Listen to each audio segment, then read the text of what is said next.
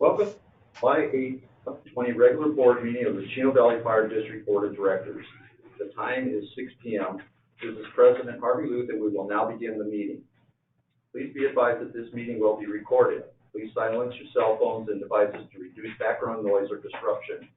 In accordance with the California Governor's Executive Order N-29-20, guidance from the California Department of Public Health, and in an effort to combat the spread of COVID-19, the Chino Valley Fire District will hold all regular and special meetings of the Board of Directors remotely in a hybrid format using GoToWebinar until further notice.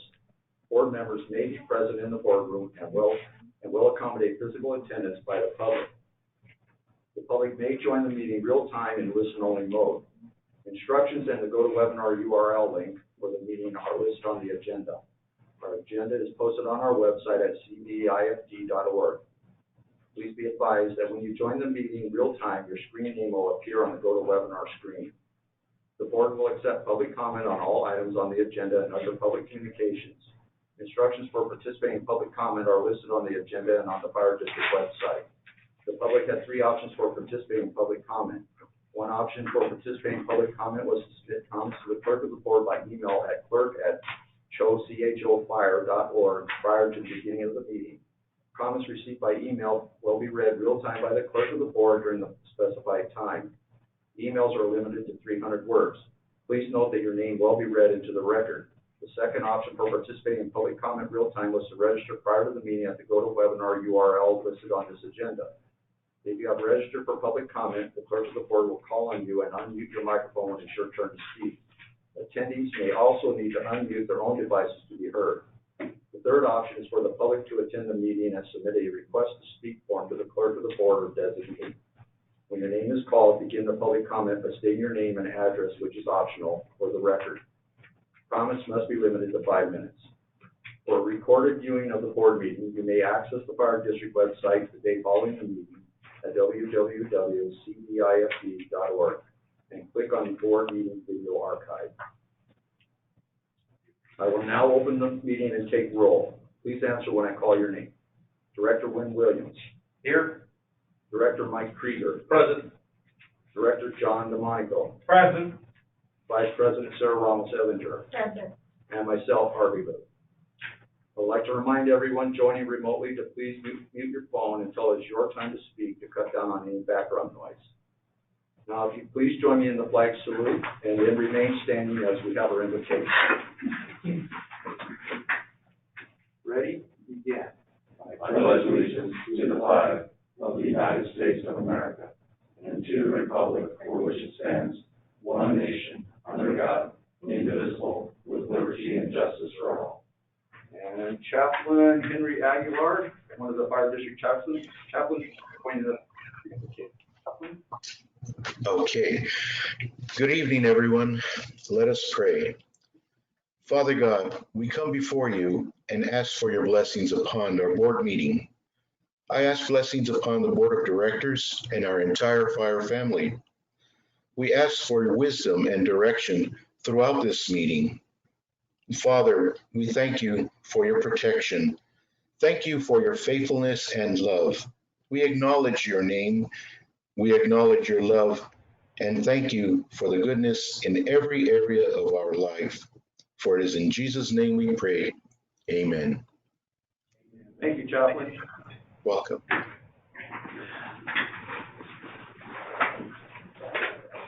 Clerk of the board, do we have any changes to the agenda? We have no changes to the agenda. Thank you. Next, we have presentations and announcements. We have employee service awards. Tonight, firefighter paramedic Phil Sarver has 15 years with the district. We regret that due to the current COVID-19 pandemic and space limitations of the board meetings, we are not able to invite service award recipients for meetings for formal recognition. However, for the time being, we will invite recipients and their families to join remotely to hear their very well-deserved recognition for their service to the Chino Valley Fire District and the communities we serve. This evening, we have one service award recipient we would like to recognize for 15 years of service, firefighter paramedic Phil Sarver. Phil started with the Fire District on July 18, 2005, and currently serves as firefighter paramedic. Thank you for 15 years of service to the fire district. Although the board of directors were not able to personally recognize you for your service tonight, we would like to acknowledge you and thank you for your commitment to serving the Chino Valley community. So thank you, Bill. In the next week, your service award will be delivered to you. And again, on behalf of the board of directors and the fire district, thank you for your service. Public communications. At this time, this is the time and place for the general public to address the board of directors about subjects that do not appear elsewhere on the agenda. The public may address items on the agenda at the time addressed by the board. Due to board policy and Brown Act requirements, action may not be taken on any issue not on the agenda. When you address the board, please state your name and address, which is optional, prior to making your remarks. Please limit your comments to 5 minutes. And I don't see I have any up here. Clerk of the board, do we have any requests to speak?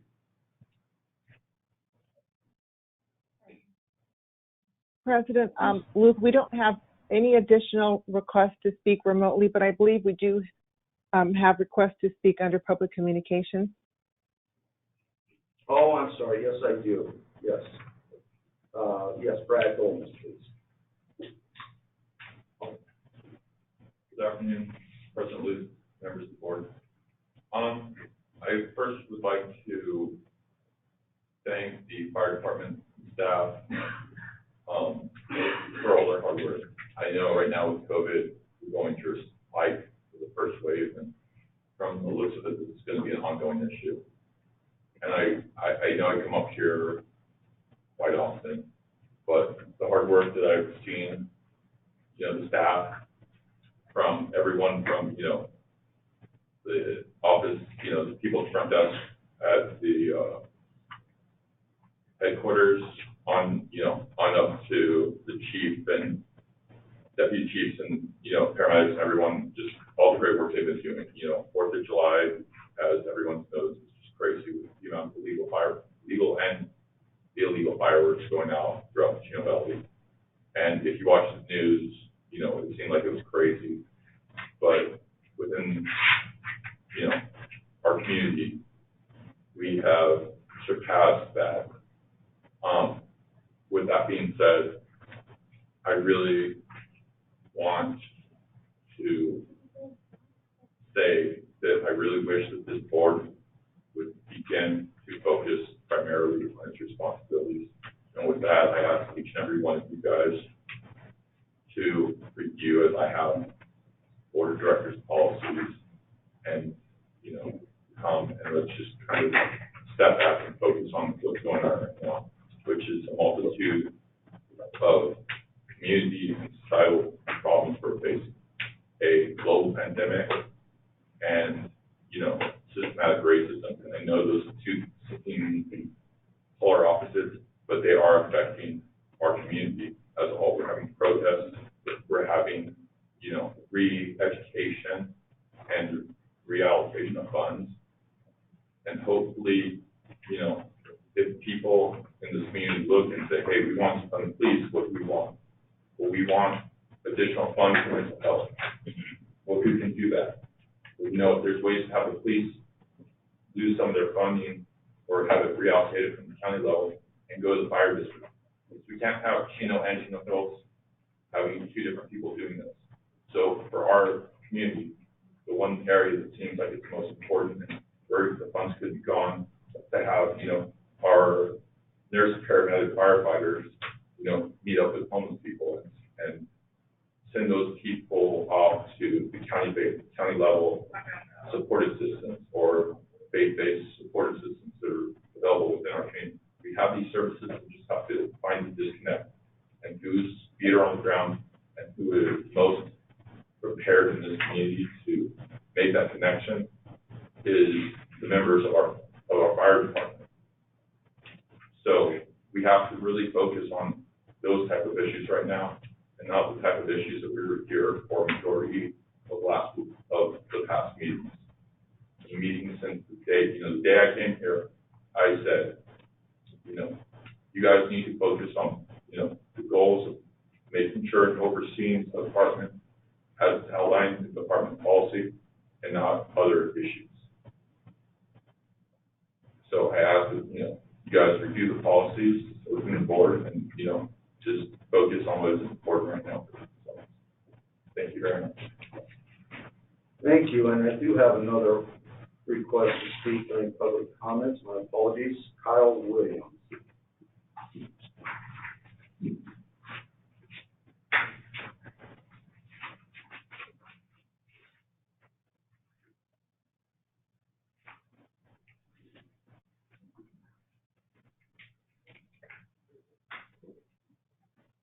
Good evening. I want to address comments made by President Harvey Luce at the June 24th meeting.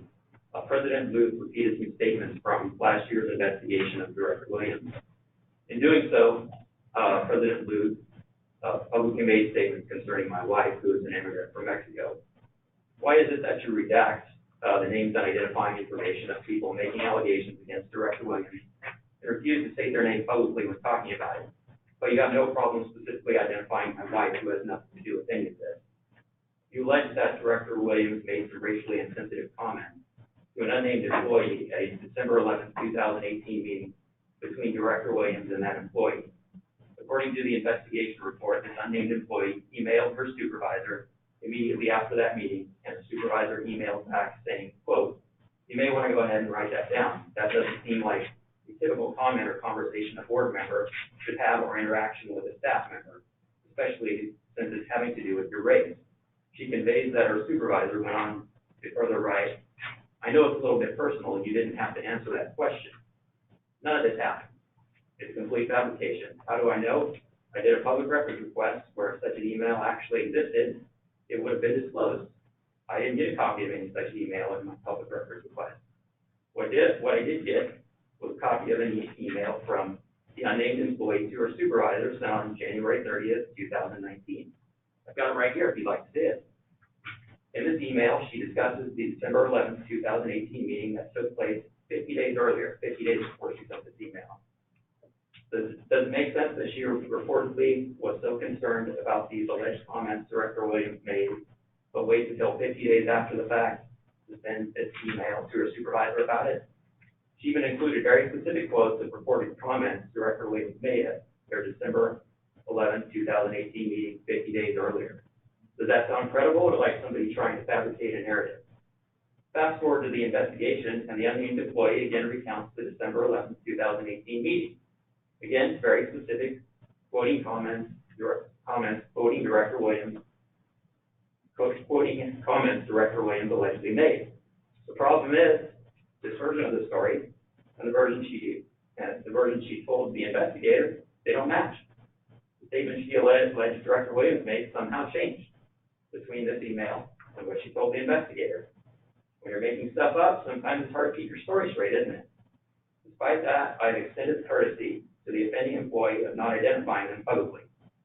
I wish you would have shown my wife the same courtesy. Mr. Luke, you can say whatever you want about Director Williams. You can even say anything you want about me. But don't bring my wife into this and publicly make an issue of her ethnicity to push your agenda. Thank you.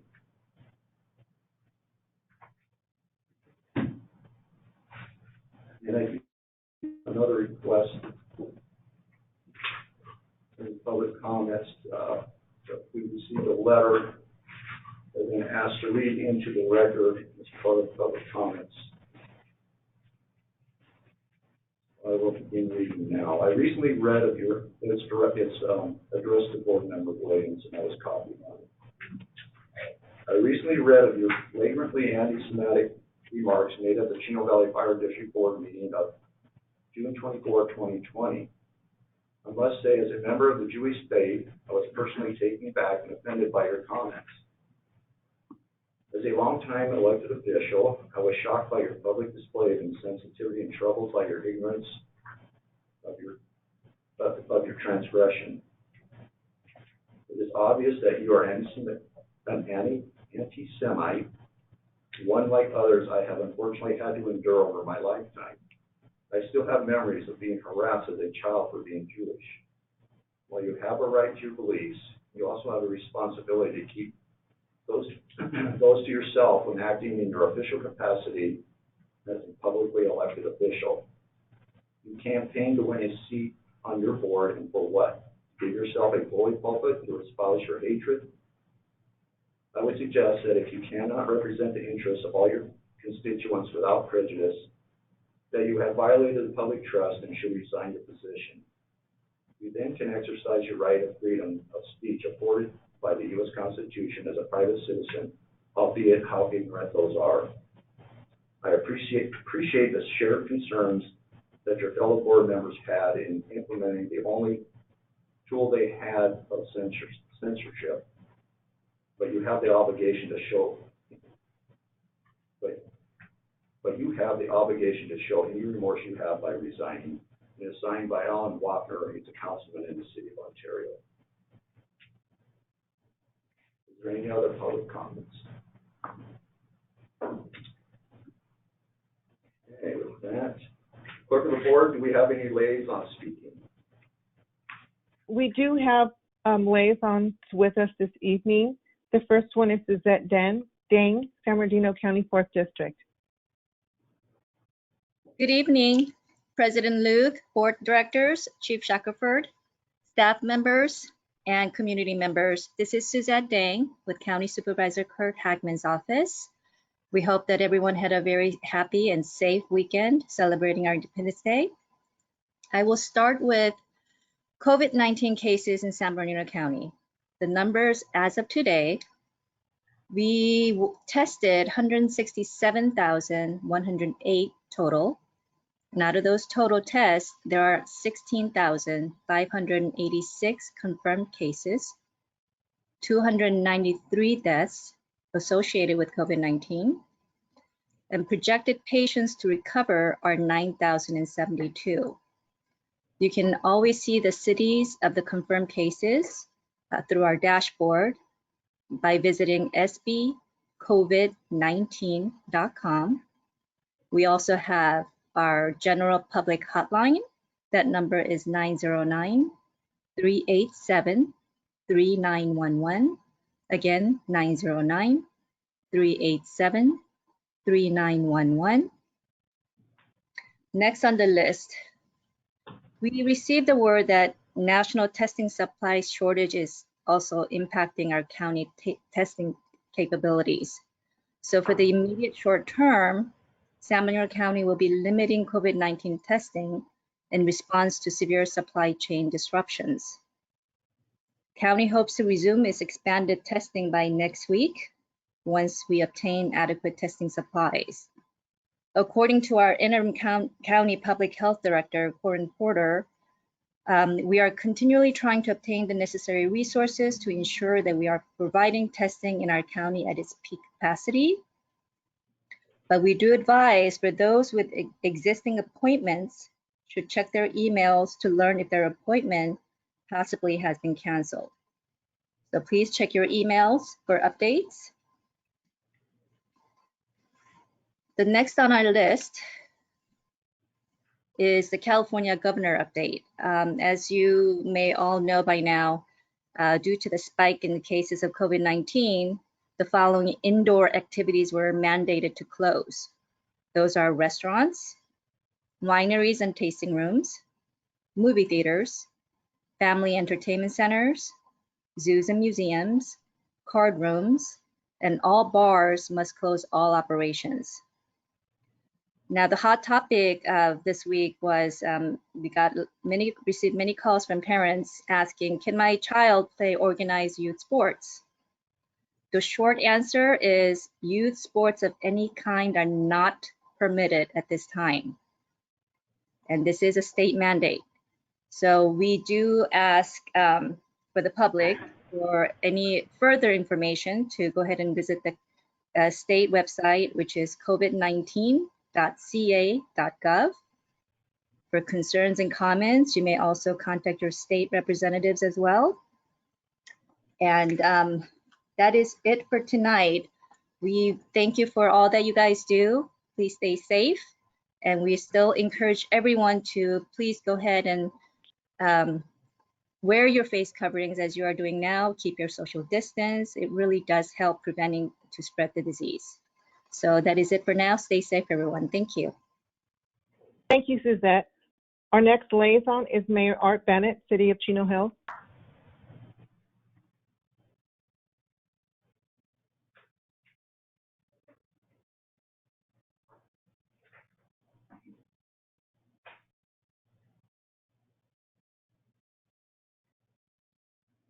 Both board members and public and Chief Shackelford.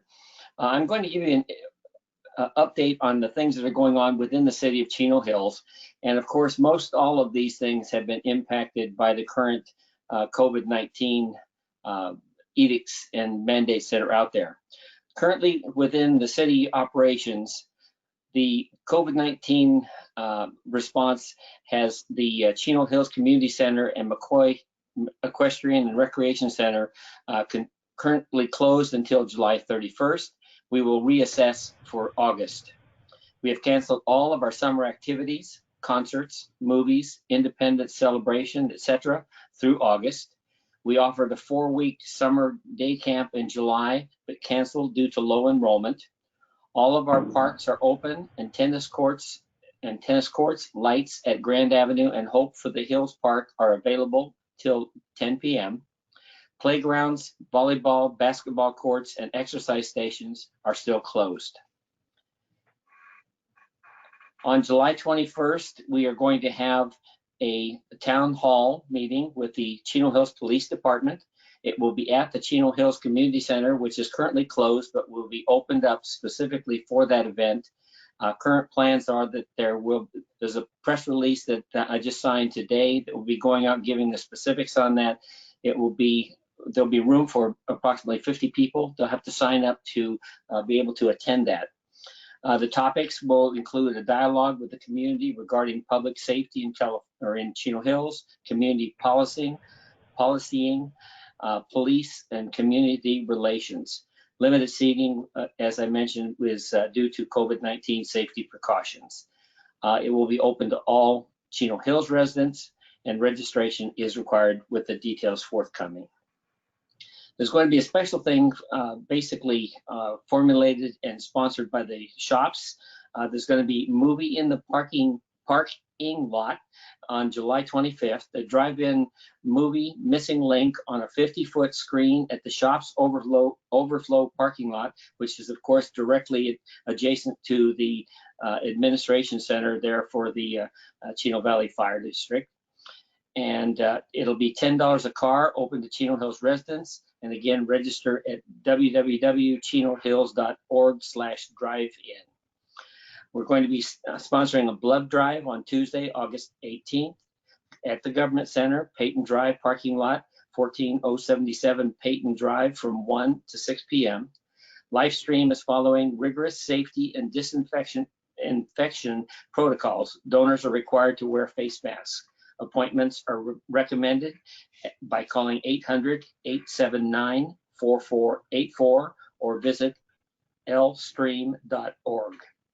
Livestream has begun testing all successfully complete blood donations for antibodies of SARS-CoV-2, the COVID virus that causes COVID-19, as an additional benefit to donors at all Livestream locations. The test only shows whether you have been exposed to the virus in the past, not whether you have it now. And finally, we had a COVID-19 testing at Chino Hills High School last Tuesday, the 30th of June. It was a successful event. All appointment slots were filled within a few hours. We had the support of the City of Chino Hills, the Department of Public Health, Chino Valley Unified School District, Chino Hills Police Department, and Chino Valley Fire. So we thank all of you for your support. And just in closing, again, we've made it through another 4th of July celebration. If you saw the news reports up until Saturday night, the 4th of July, it looked like a war zone from the air with all of the fireworks going up. Apparently, not too many people got the word that fireworks are still illegal in most locations in Southern California. But I spent a year in Vietnam, and I would say that the noise going off from the constant explosions of those fireworks likened or brought me back to the days of Vietnam when we were under mortar attack and rocket attack. So it was quite disturbing. I am hopeful that pets were secured. I haven't seen too many reports of loose pets that were spooked because of the fireworks, but thank you to the fire department, riding along with the police department, trying to find the people that were utilizing illegal fireworks. And just thank you for everything that you do. I have not heard any reports of serious injuries. That is good news. So thank you again for this time tonight, and I'm glad to be able to join you remote. So thank you very much. And just this information, we go dark. We'll have a council meeting next Tuesday. We will be dark the second council meeting of July. Likewise, we will meet the second Tuesday of August and be dark the second one. We do this typically every year to allow staff some time to plan for vacations. So again, thank you very much, and God bless. Thank you, Mayor Bennett. We have one more liaison report, Director Stephen Eli, IEUA, and he will be joining us in person.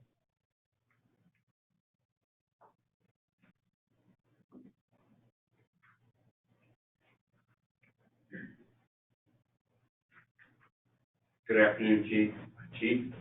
I got you before Mr. President, President, Board, Chief, Staff.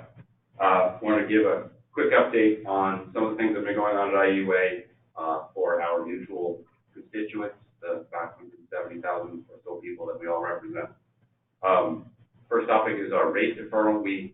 At our May board meeting, our board determined due to COVID and a request of one of our member agencies, we deferred the rate increase that had already been planned for a number of years on the sewer rates.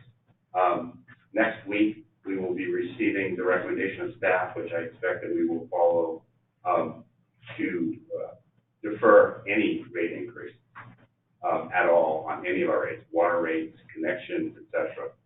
That is about a $4 million hit to our budget for that 1 year deferral. And we are looking to offset that by a combination of deferring projects and expenses that can be suspended or deferred, and use of operating contingency reserves.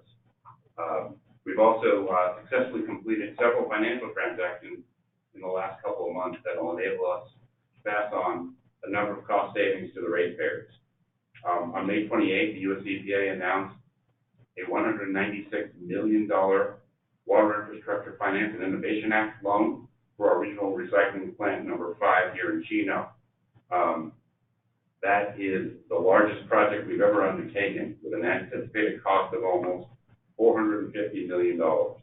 That includes several components, but basically it's to accommodate growth that is anticipated both in South Chino as well as in Ontario, and then also to consolidate operations from our regional plant 2, which is on El Prado Road, but is in the floodplain and needs to be just decommissioned before the Army Corps raises the dam. That loan has a 1.36% interest rate, which is the lowest secured thus far by anybody. I'm very proud of our staff's work on that. It gets paid back over 35 years after substantial completion of the project, which means about 2026 we'll have to start paying that back. By utilizing this rate, though, we were able to save approximately $153 million over the life of the loan compared to the cost of issuing traditional bonds. In the regard of continuing to try and save costs, we just recently, at the end of June, refinanced some old bonds that were on from variable rates to a fixed rate. That fixed rate is 0.41%, and that will save approximately $10.5 million over the life of the bond. So these were bonds that were issued in 2008, when the economy just started to tank. That's one transaction. The second transaction is we issued bonds to float some of the expenses, sort of like a construction bridge loan, before we have to draw down on the US EPA loan. And that also is at a very low rate, of about 0.41%.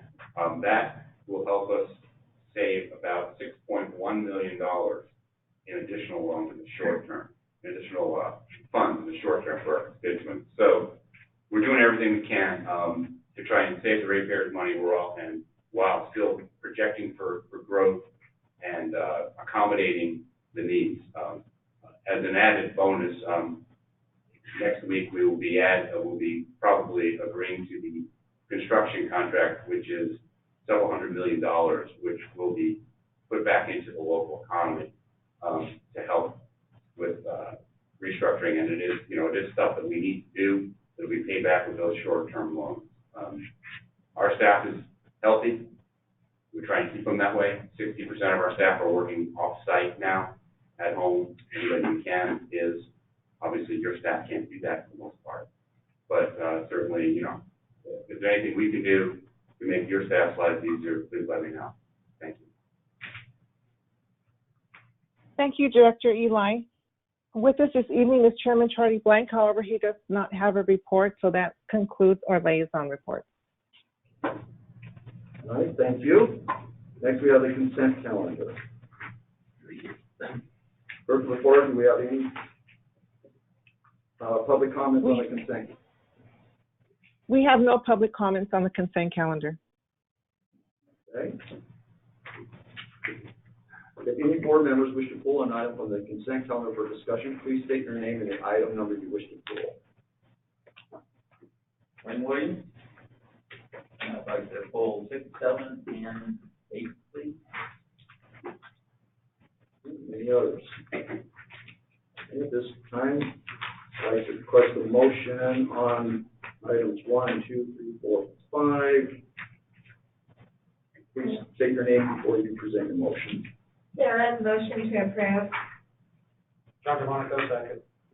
All right, we have a motion by Vice President Ronald Sevinger and a second by Director DeMonico. I will now call for a roll call voice vote. Director Wynn Williams. Yes. Director Mike Krieger. Yes.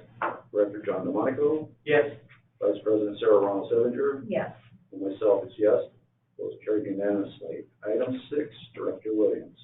Yes, on the travel, on the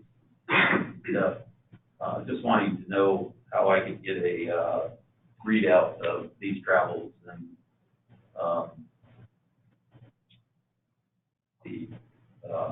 who's participating and their pay. Is there a possibility that I can get that, or how do I go about getting that? That's on number 6. I don't know if any actual I don't believe there is any travel that anybody's doing. Well, it's teleconference, and I just wanted to see if I could get a readout on the teleconference. Are they doing it with These are the liaison assignments.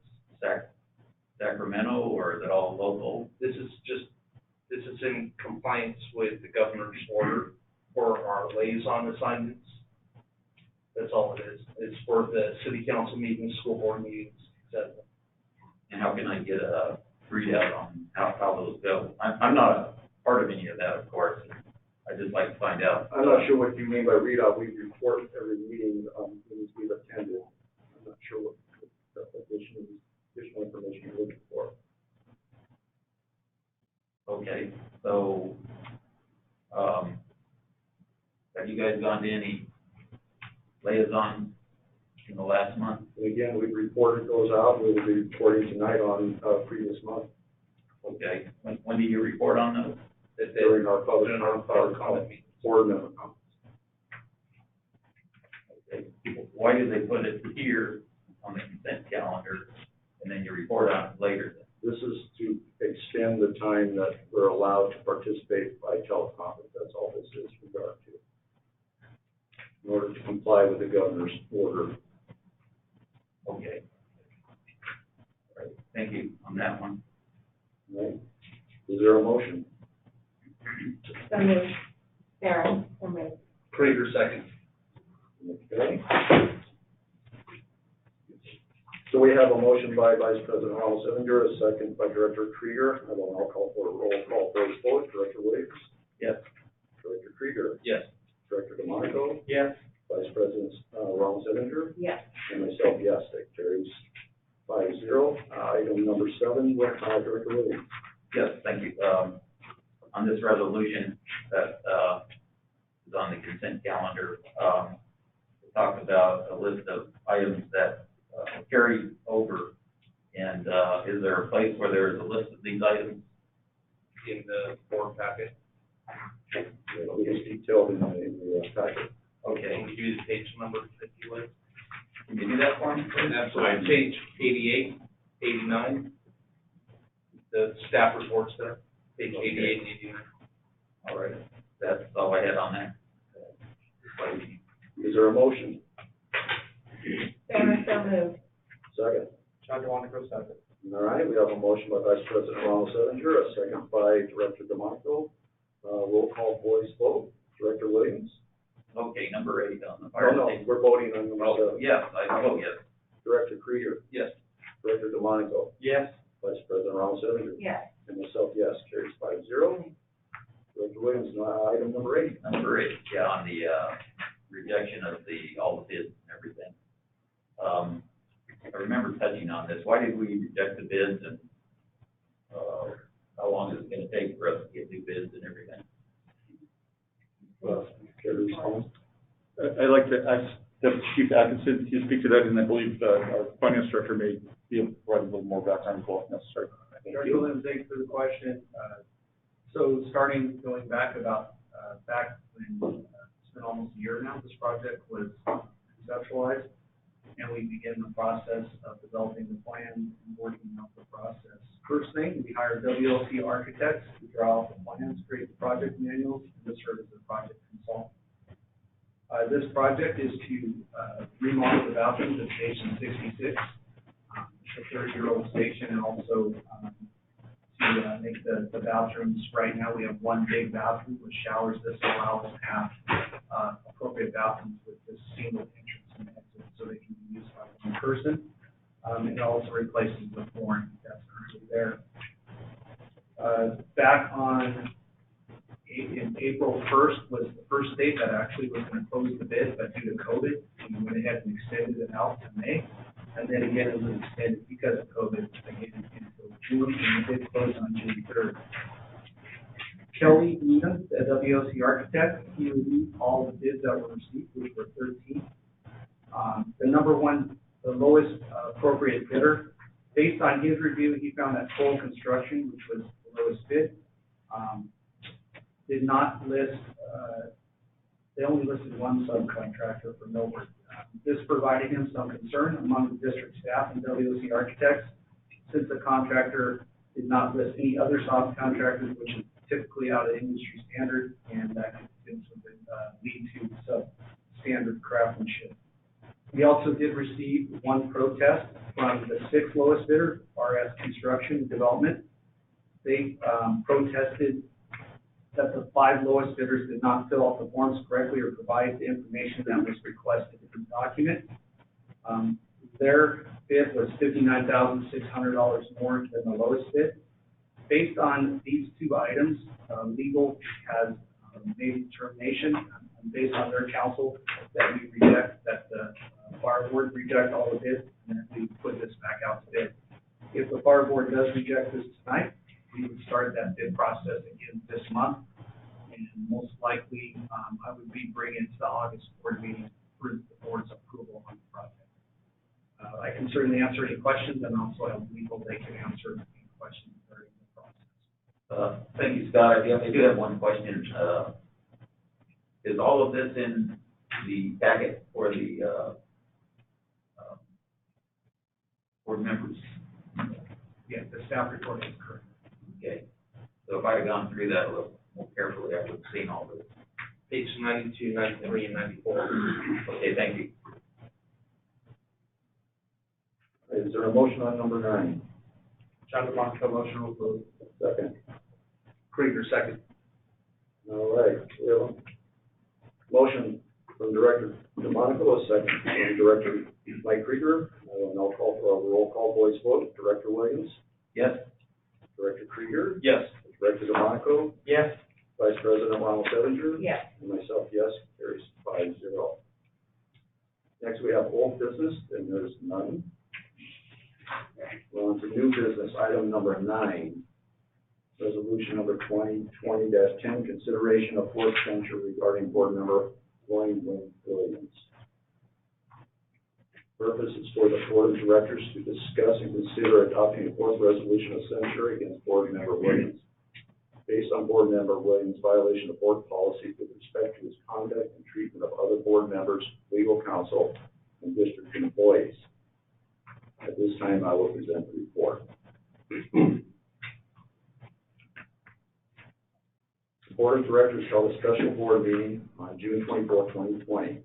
At that time, the board of directors held an agendized discussion on comments made by board member Williams during the board's regular June 10, 2020 board meeting that referenced district legal counsel's name and religious background. These comments were described as inappropriate and insensitive.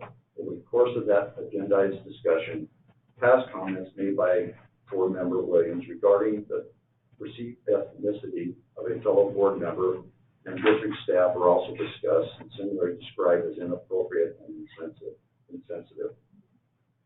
Following a vote of 4-1 for a fourth censure, the board of directors adopted the following directives based on discussion held at the June 24, 2020 special board meeting regarding board member Williams' comments and conduct. A resolution of censure to address board member Williams' failure to abide by board policies and making critical, bigoted, and disparaging, highly inappropriate comments regarding other board members, legal counsel, and district employees.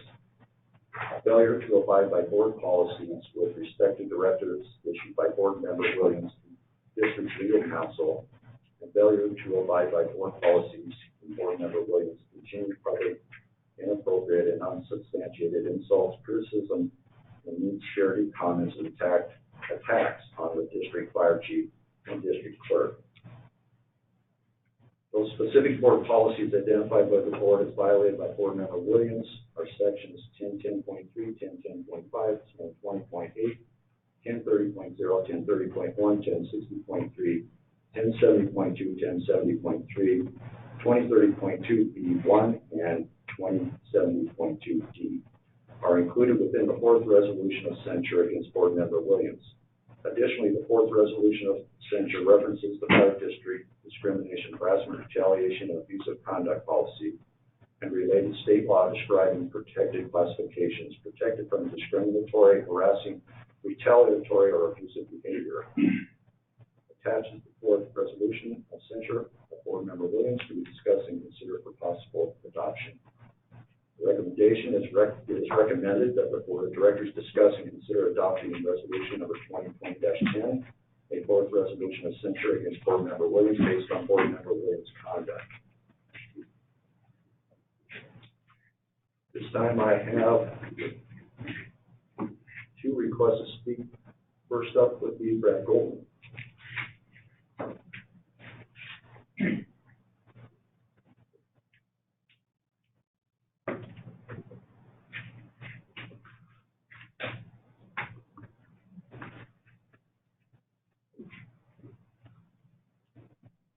Afternoon again, Council, your board, staff. We went from having a discussion last time about inappropriate comments to hearing irreprehensible comments made by Director Williams in his defense of himself. I will not repeat that comment, but reference to genocide that killed close to 6 million people is beyond reproach. With that being said, I ask you to consider, and I've read board policy, so I know this is something that can be considered, the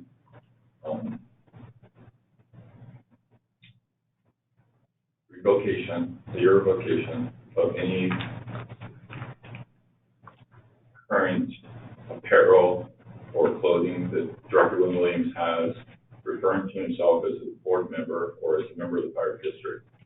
Since his comments were so outside what could ever be considered appropriate, that for the time being, having him just even at the gas station or something like that does not reflect on the standards that, literally right behind you guys.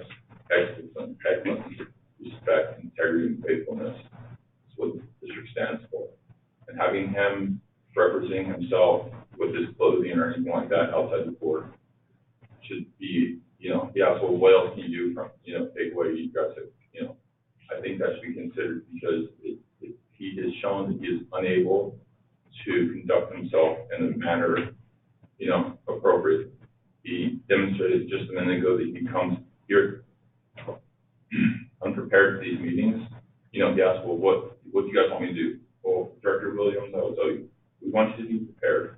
We want you to stop making personal or self-fulfilling comments as a member of the board. If you want to say something that is not within the duties and confines of your elected position, come up and speak as a member of the public. It's something you are allowed to do. Disclose, be courteous, apologize. Don't just say, well, don't make half-hearted apologies or, apologize for your actions that are inappropriate. That was for the better part of director comments. And if you look at the minutes from last meeting for this item, there's been a number of people you've offended. And you don't have to go on personally and, make apologies to all of them. And you attacked me and said this is personal. Ever since day one, I've come here and said, I just want the board to focus on what is important. We're going to next talk about an item where you've made personal attacks and brought up stuff that wasn't even brought up in a timely manner, and it was self-serving, and it is in the comments made to this board at other meetings. You said, well, I brought these up to attack, different people. It needs to stop. But I really ask the board to consider doing that because, this is reflecting on the department and a lot of people that work for this department. And I just don't think it's appropriate for him to be able to walk around advertising himself as a member of the board when his behavior is not set to the standards that are required by public ethics and, the requirements that are set by, local, state, and board policy. Thank you very much. I'm allowed to make a comment. Brad, I've offered to talk to you, and you don't seem to care to get the facts on what's really going on. You like to go off half-cocked, and you make comments on things that you've heard, but you refuse to stop and actually get the facts. I'd be glad to talk to you and give you the facts. You can state them right now. I can't do it at this point. I'm only allowed to make a comment. I'm not allowed to stop the meeting. The next I have a request to speak from Steve Eli.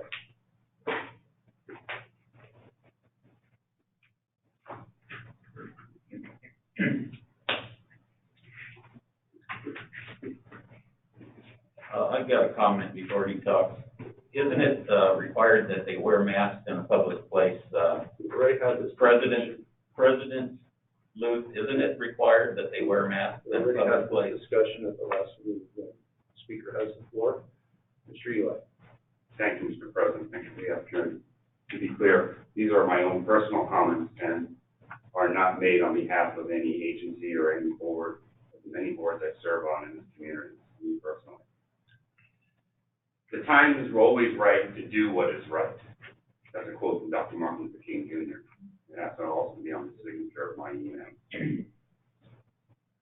At the June 24th meeting, Mr. Williams was given the opportunity to do what was right.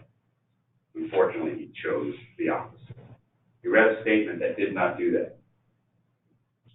Instead of doing the right thing, he deflected, used the typical tactics to deflect attention from his anti-Semitic words in several ways. I have a relative who is or was Jewish, so that apparently justifies anti-Semitic statements. Someone else says something horrible to me, that supposedly justifies it. And then he starts changing what was said to make himself sound better, apparently denying that he used the horrible word that were on tape, and I'm not going to repeat again. And then he accuses others of misconduct. He goes off on a tangent. None of that changes anything. The statements were made. I am wholeheartedly with Councilman Wapner as another Jewish elected official in this region at how appalled we are at the abhorrent conduct. You know, there's a lot of other conduct that's been addressed in the other 3 centers, but this one, you know, takes the cake. And Councilman Walker is right. Unfortunately, there's not a lot you can do about an elected official who misbehaves like this. Any other employee of this district would have been fired. There's no doubt about it. The progressive discipline would have gotten them fired. But unfortunately, as elected officials, we kind of get insulated from certain things. And while we're subject to the same rules and regulations, we unfortunately cannot be taken out of our office in certain circumstances. So I say to this board, and I urge you to adopt the resolution as drafted. I urge you to do the right thing now. The time is always right to do what is right. Please keep pursuing it. Don't listen to the pleas of, what else can you do to me? Because unfortunately, you have to continue to protect your employees as you have to.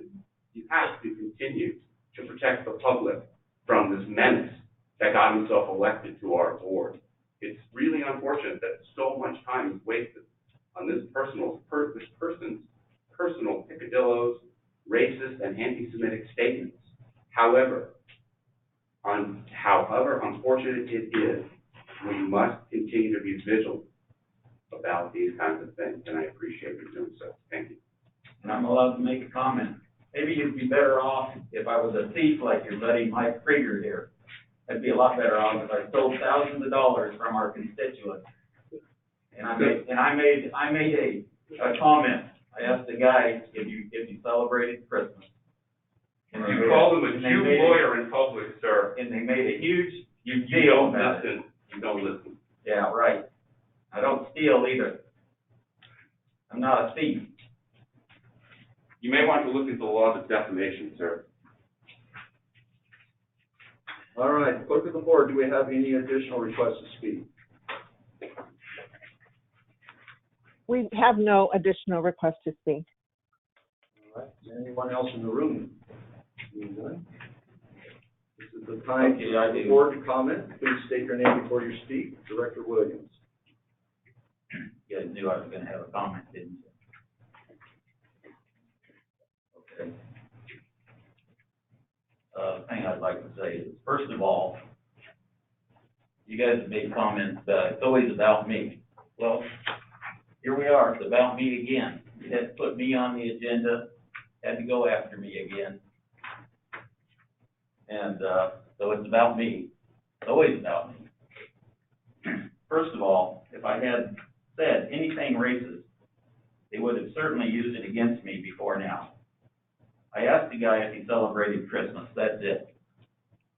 But they want to distract from the real issues. I didn't say anything about what his religion was or anything when I asked him that. They want to keep me from shining the light on the malfeasance of this department, so now they try to pull the race card. If you read the proposed censure solution, it's really about trying to shut me up. They want to keep me from asking questions. 2 meetings ago, I asked Jeff Bellinger a question. I asked him to show me where he had the authority to take action at the district council, as the district council, based on the direction of a single board member. I was, of course, referring to the time when him and then President DeMonico acted unilaterally against me outside of a meeting without board approval. At DeMonico's direction, he threatened me over 2 photocopies. Ballinger hasn't provided a response showing the authority authorizing his act because he knows there was none. The Brown Act and board policy forbids such unilateral action outside of a noticed meeting and approval by the full board. However, in an outrageous example of gaslighting, they are now accusing me of doing the very thing they're guilty of. There's a big difference, though. I didn't unilaterally order council to take action outside of a meeting. I simply asked a question of staff at a meeting which is specifically permitted by the Brown Act.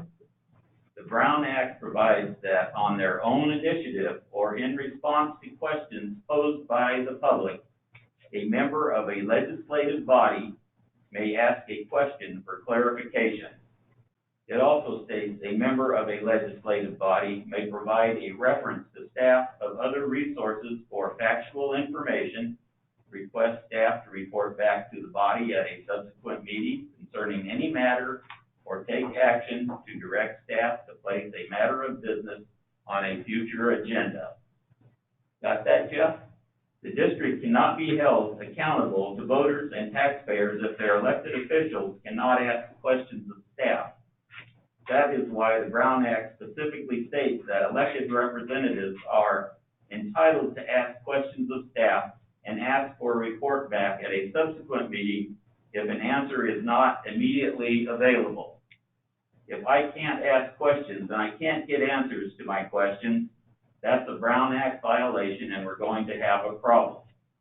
You also want to keep me from making critical comments of the fire chief and our board clerk that make over $230,000 a year, citing board policy prohibiting public criticism of employees. But federal courts have already ruled that identical board policies by other California public agencies were unconstitutional restraints of free speech. The court said these policies were invalid and couldn't be enforced. A public agency can't allow praise while prohibiting criticism. Federal courts have condemned such policies because they promote, quote, discussion artificially geared toward praising and maintaining the status quo, thereby foreclosing meaningful public dialogue and ultimately dynamic political change. Contrary to what the rest of this board thinks, this district does not exist to serve and praise its own employees. It exists to serve the public. But this board doesn't want any meaningful dialogue. They don't want to hear any criticism that might actually lead to change. They just want to shut me up, but that's not going to happen. I'm not going to continue shining a light on the wrongdoing and incompetence in this department. The citizens of Chino Valley deserve a better fire district than what they're getting. And Sarah, you said at the last meeting that the last 17 months have been a nightmare for you. You've asked me to resign several times, but that works both ways. You can resign too. If being on this board is such a nightmare for you, you should resign tonight and end your nightmare. If you are suffering trauma and sleepless nights from exposure to dissent, political discourse, and criticism, then this is probably not the position for you, and you really should resign. Director Williams, is that the end of your statement? Pardon? Is that the end of your statement? And when you said my time's up, so that's it. Thank you. Did you want to wait or do you need a question? Well, I'm just curious as to, I'll ask them. I'm sorry? I'm curious as to who prepared that statement for him because that's not his writing, but I'll wait till I. Director Krieger. When a censor is a public condemnation for actions and words taken, there are laws in place where the words that you use is the problem, and the way you go about it is irreprehensible. It's just the words you use are horrible that you use, that's caused this to come up again. I hope that this is the last time. Our board policy says that we have one employee, that one employee is the fire chief. Board members should never criticize an employee. If we have a concern about an employee, then we contact the fire chief and discuss that with him. But we don't do that publicly. That is wrong and unfair to that employee. We have the conduit, which is our one employee. who's the fire chief. Your job is to help promote the district, not tear it down. I hope that you can find ways to do that. I want to thank Mr. Goldman, Mr. Eli, Mr. Wapner's letter, Pastor Jody Moore, who came last time, and the many, many others who have contacted me and spoken to me about their outrage with the words that you use. I hope it ends. I hope that you take a deep look into what being a board member is about. It's not about tearing apart the department. It's about elevating the department to make it better. I hope you take that into account. Can I make a public criticism, or would you rather me just shut up? No, it's not your turn. Mr. Krieger has the floor. With that, I'll conclude my comments. All right, Director DeMonico. Where do we start? This has been going on for a year and a half. And it's another sad, embarrassing day for the fire district, voting on a fourth censure. Mr. Williams, you sit there and you say, why are you picking on me? Why are you doing this? You bring it on yourself. It's the things you say and do, it's the actions you do. And nobody's trying to pick on you. You create this stuff. You do it. Not, go back. We have minutes for the whole period of time you've been on the board. I went back and started reviewing those and got about through 3 months reviewing when they couldn't go any further. But it's something maybe you should do is go back and look at those minutes and look at how you react and how other people react to the things that are said and done.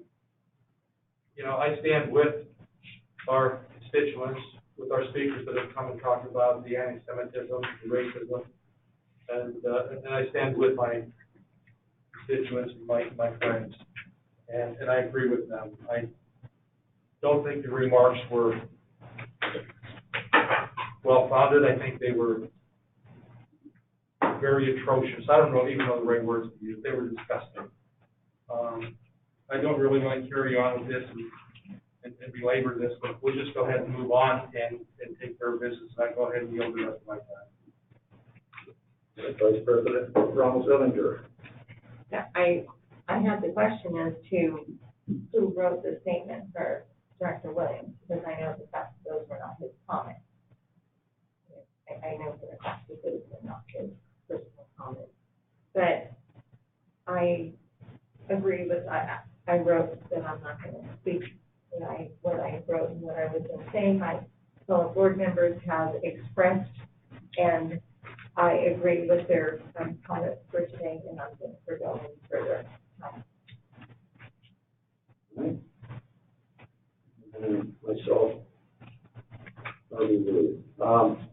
yeah, I agree. It's terribly unfortunate that we are here again with another censure trying to address a number of issues that Director Williams has brought into this district. And I agree with the comments that we have a duty to protect staff, to protect the public from your actions, Director Williams, and that is what this is about. And continue to accuse us of coming after you. Everything's about you. That's not our desire. If you continue to bring this on yourself, continue to make these accusations. The comment you read earlier had this in it. It's a meaningful public dialogue. That's not what we're getting. We're not getting that. We're getting your admission that you act out of anger and out of revenge. You make vague accusations, but this is not meaningful public dialogue. And so I agree. I think, unfortunately, the fourth censure is very much necessary and appropriate. And I certainly hope, Director Williams, that you take it to heart and maybe come with a different attitude to want to work to advance this district instead of continue to do damage to it. I didn't come here. At this time, I would like to request a motion. Please state your name before your motion. John DeMonico, motion to approve the resolution section. Sarah, I second the motion. All right. Motion from Director DeMonico, second by Vice President Ramos Edinger. I will now call for a roll call voice vote. Director Williams. No. Director Krieger. Yes. Director DeMonico. Yes. Vice President Ramos Edinger. Yes. And myself, Harvey Luke, yes. Carries 4-1, the no being Director Williams. President Luke, excuse me for a second, if you could ask the board members to speak up a little bit, we're having a hard time picking that up on the audio feed. All right. Thank you. Thank you. All right. So if we could all keep that in mind, please. Shake off our. Especially wearing masks is difficult. We're on to agenda item number 10, waiving closed session privilege for fire chief's evaluation.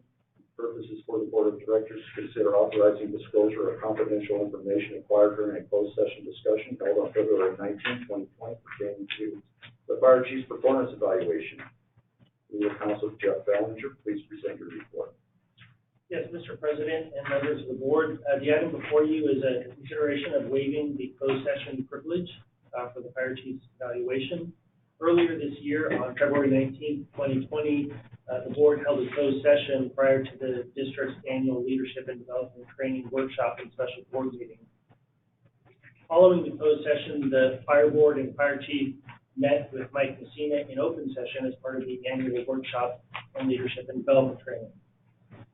The closed session that was conducted is considered privileged, and the conversations that occurred in there are confidential under the California Brown Act. However, the Brown Act allows the district board to vote by majority vote to waive that confidentiality and that privilege and have a discussion in open session.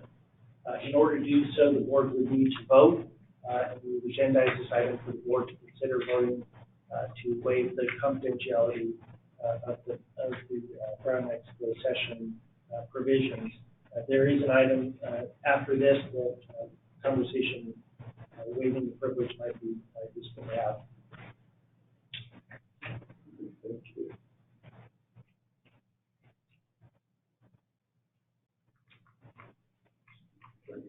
Straight here.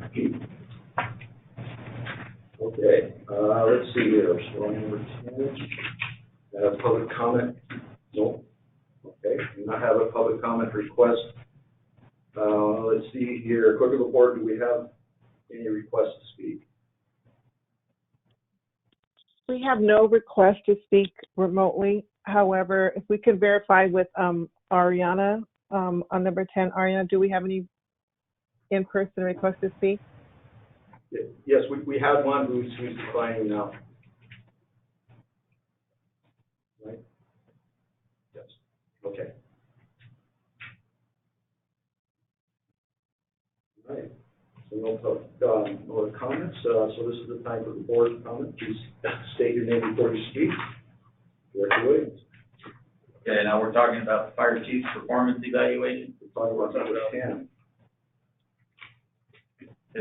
We're talking about waiving the closed session privilege. Okay. That's all we're talking about. Number 11. Okay. So what we're saying here is that it can be open or it can be closed. Is that correct? As far as the evaluation. Yeah, this is the vote is to enable the board to essentially disclose what was discussed in the February closed session. Okay.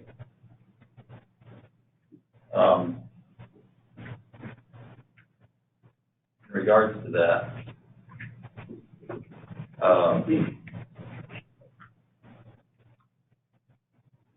you had made a comment during your comments to keep things. Please speak up for me. To keep things that we should have not talk about things maybe openly and talk about them more closed environment during your comments, Mike. And what made me think of is the comment by the fire chief when he said that I was a drug dealer.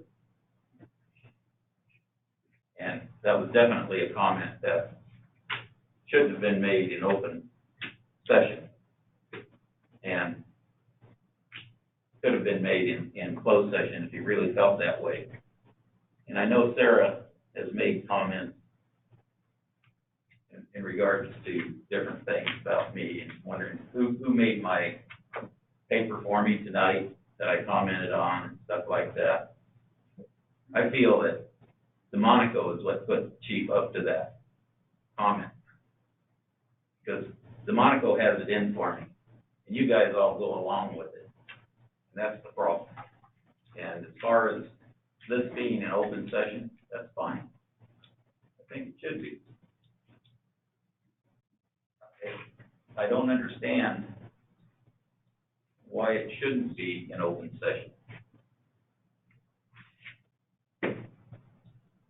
All right, that's the end of your comments? That's the end of my comments. All right, Director Krieger.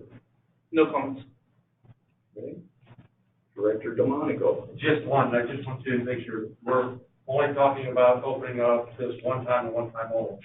This doesn't open it up for future evaluations or that stuff. Correct. This waiver is only with regard to the February 19th, 2020 closed session. It doesn't open up any other performance evaluations or any other closed sessions that the district has had or any future district closed sessions. I just wanted to make clear that that was the case. Everybody understood that. Thank you. All right, Vice President Ronald Selinger. No comment. I'm sorry, I do have one question for council. Does the employee, in this case the chief, have to agree to this, or? The employee, yes, the employee does, and he has. Okay, thank you. And myself, I have no additional comments either, so I will now, at this time, I'd like to request a motion. Please state your name for the motion. Mike Krieger, so moved. Do you have a second? John DeMonico, second. All right, motion by Director Krieger, second by Director DeMonico. I will now call for a roll call voice vote. Director Williams. I vote yes. Director Krieger. Yes. Director DeMonico. Yes. Vice President Ronald Selinger. Yes. And myself, yes, carries 5-0. If I could ask Mrs. Cisneros to hand out notices tonight.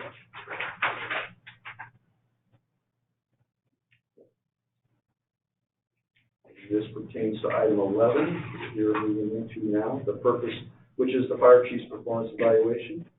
Purpose is for the board of directors to receive an overview from consultant Mike Messina on the fire chief's performance evaluation and leadership development workshop held at the special board meeting on February 19, 2020. At this time, I'll present the report.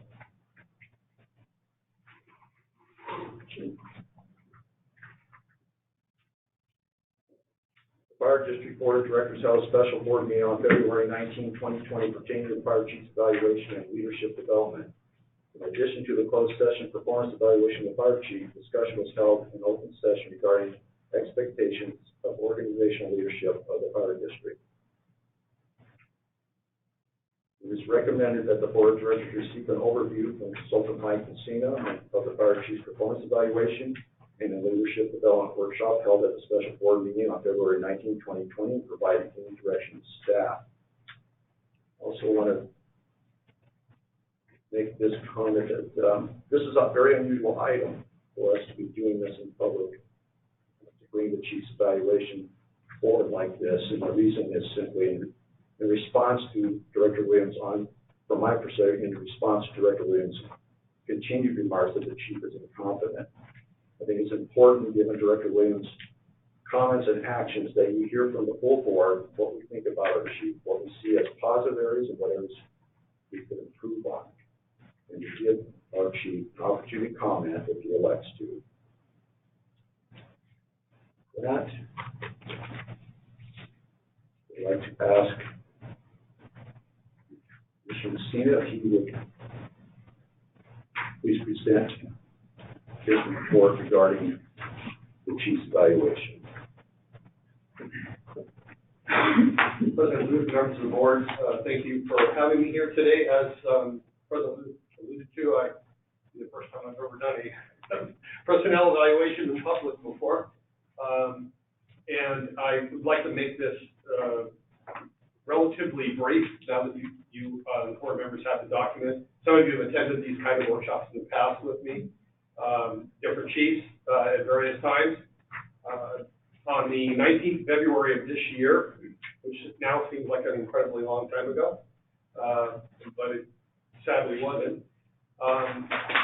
We had the opportunity to meet for a full day. The first roughly half of the day was spent on the chief's evaluation.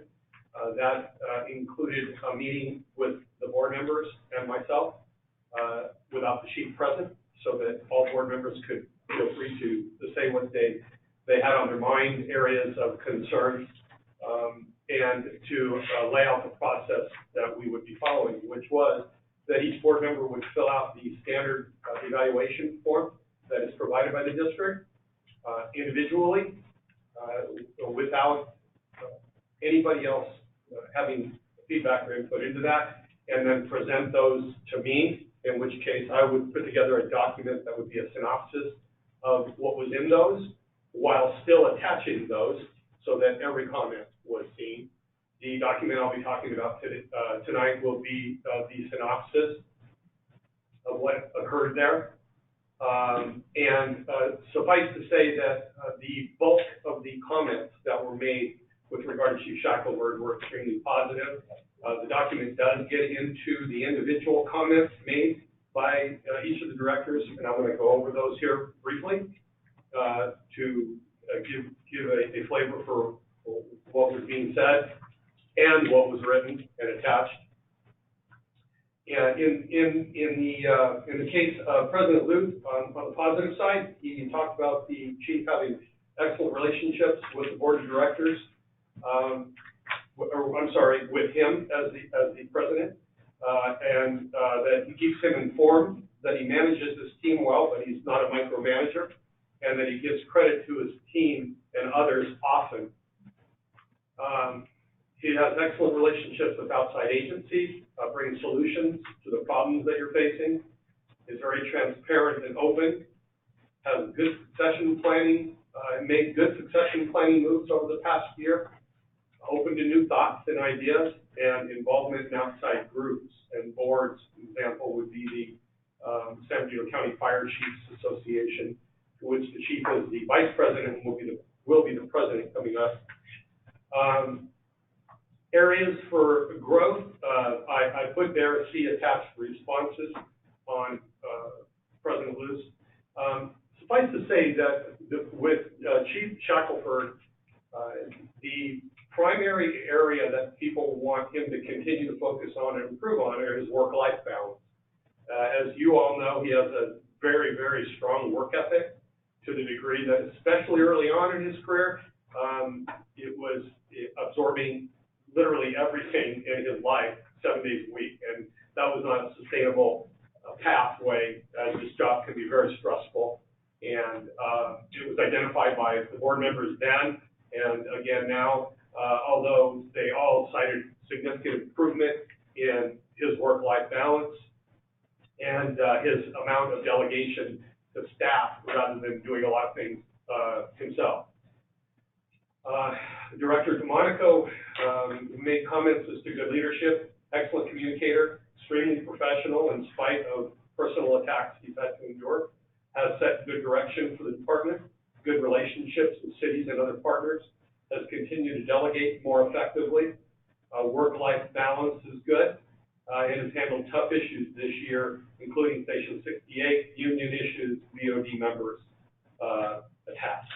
And then areas for growth, Director DeMonico wanted him to stay focused on Station 68 project, as that's a critical project for the organization.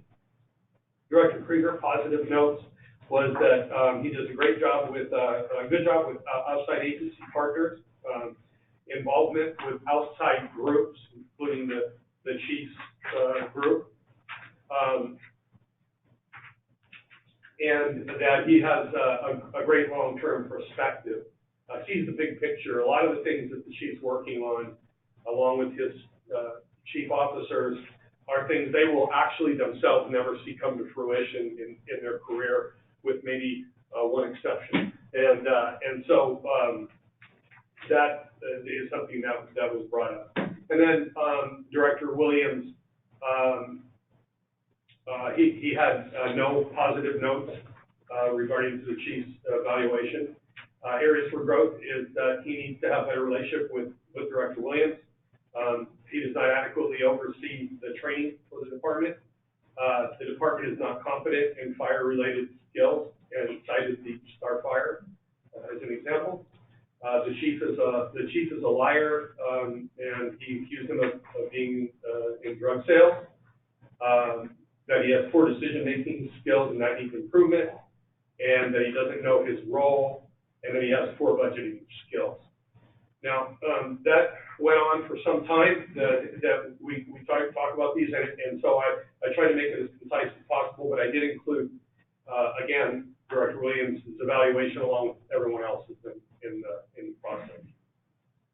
Now, there was a particular interaction that created a lot of difficulty at the meeting with regard to the chief, and that was that Chief Shackelford, when he was brought in, that's the way the process works. I meet with the electeds first, then Shackelford's brought in, and then there's a conversation, and I pull some of the things from our discussion and present those to him. During that, Chief Shackelford was informed that Director Williams and Wynn himself said he would like to have a better relationship, and he needs to help work on that. And Shackelford said that I put these in quotes, how do we have a better relationship when you accuse me of being a liar, incompetent, and every day I'm the chief and citizens are in jeopardy? And Director Williams responded back, I said those things in retaliation to get revenge for you calling me a drug user. And then lastly, with regard to Director Williams' evaluation form, that I don't know if it was a mistake, but all of the items were marked outstanding in the check boxes.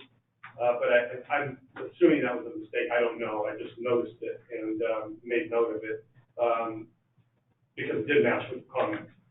So in conclusion, the overall evaluation of Chief Shackelford, with notable exception of Director Williams, reveals a profile of a highly effective leader with strong work ethic, excellent technical skills, robust relationships, and outstanding leadership abilities.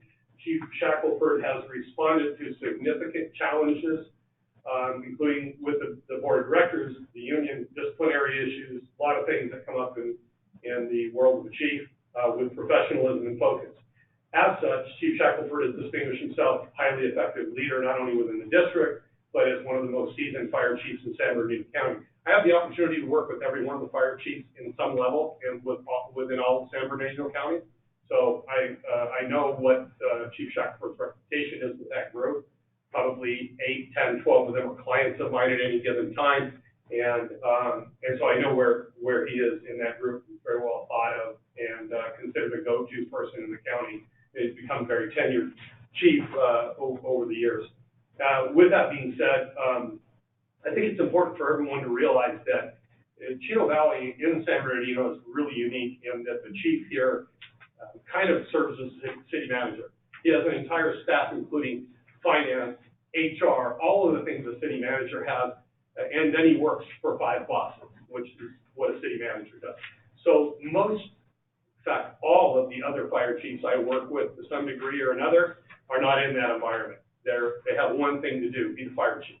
They have city HR, they have city finance, they have all of those departments that service their organization, and so they're singularly focused, and they have one boss, and that's the city manager. So this is a unique situation, and when you are having to recruit from the fire service for someone in that position, you really, really have a very small pool of viable candidates, and you can look back over the years of this organization and know that we've had some rocky times when it comes to the chief process, because it is a very unique skill set.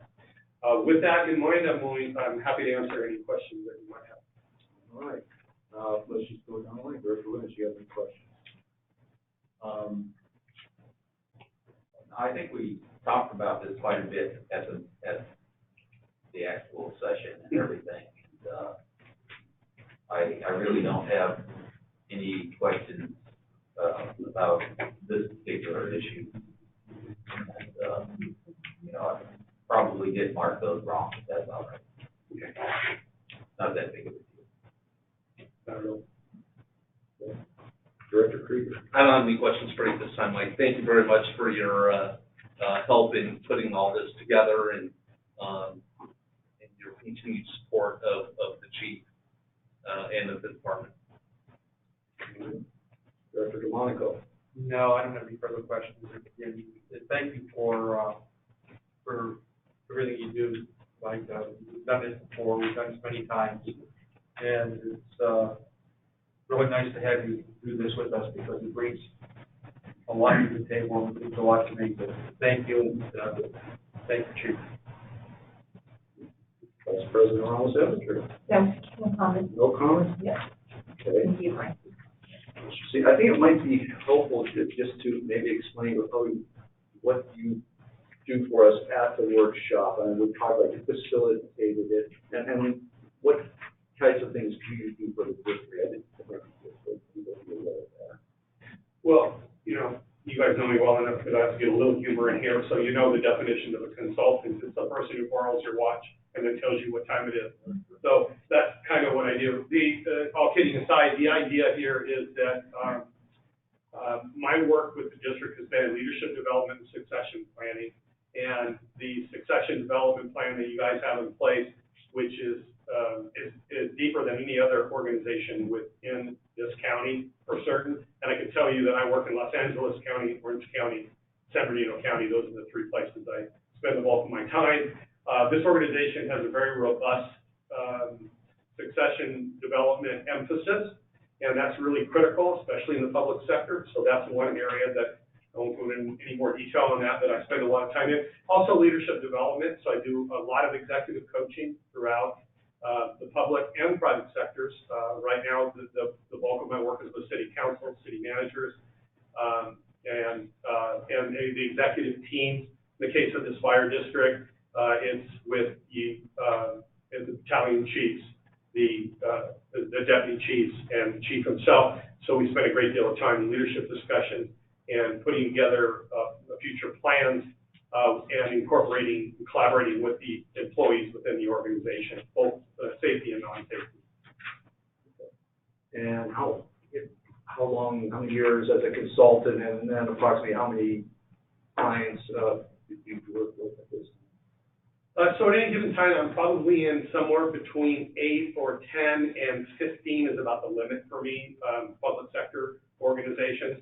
I have a couple of, right now I have a limited number of private sector because I just don't have the time to do it. So right now I think I have about a dozen, and that would involve all kinds of different city and county government organizations and districts, water districts, fire districts, the like.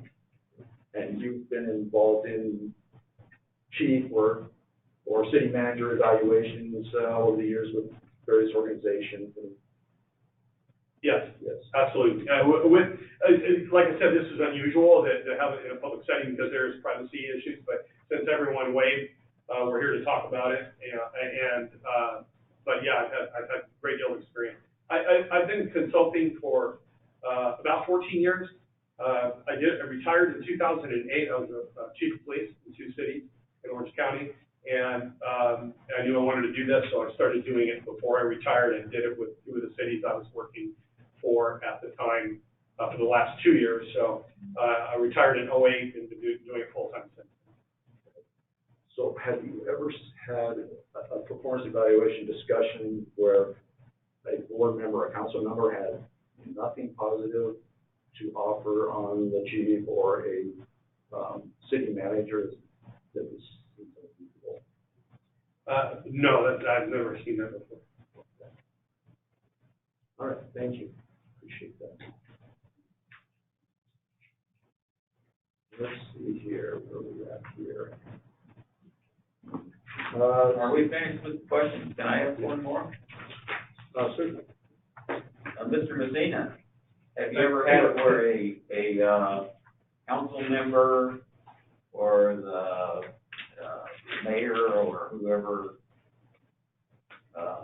accused one of the council members of being a drug seller or a drug pusher? No, I've never seen that either, have you? No, I have not. Yeah. So, if I ask you a question, I don't know if you can answer it or not. Do you think something like that maybe should have been taken care of in behind closed doors rather than in an open session? You know, I'd have to yield to the legal counsel on that one. I really don't know. No, your personal opinion. You don't have to yield to legal counsel. You think something like that might have been taken care of maybe behind closed doors, rather than in an open session, the chief accusing the person being a drug addict or a drug seller or something. I'm not looking for you to respond to that. Yeah, of course not. Sure what the value of this. Yeah, you guys don't want to respond to anything. Any other questions? It's a funny thing, isn't it? I'm sorry, Mr. Messina, but that's, you know, these things, they say, oh, you gotta let it go. There's certain things you can't let go. You know, you need somebody to come up and say, hey, I made a mistake, I'm sorry. Mr. Williams, your comments come later. Thank you, Mr. Messina. I do have one written request to speak. Pete Roebuck.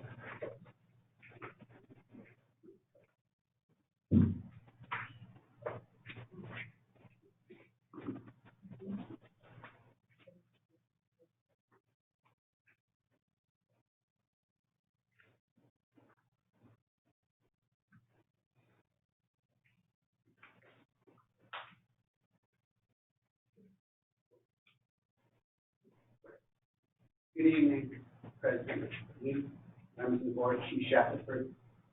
To those that don't know me, my name is Pete Roebuck. I represent Chino Valley Professional Firefighters. In the past 20 years, this is the first time we spoke publicly about a board issue. That being said, I'd like to read a letter that we addressed to this board. Dear Fire Board, out of an abundance of respect for the Fire Board and its members, Chino Valley Professional Firefighters spoke with Director Williams on the phone to discuss the content of the following letter. During that discussion, Director Williams would not provide background or clarity to address our concerns because he did not have a third-party witness or recording device present. Director Williams was elected to the Fire Board in December 2018.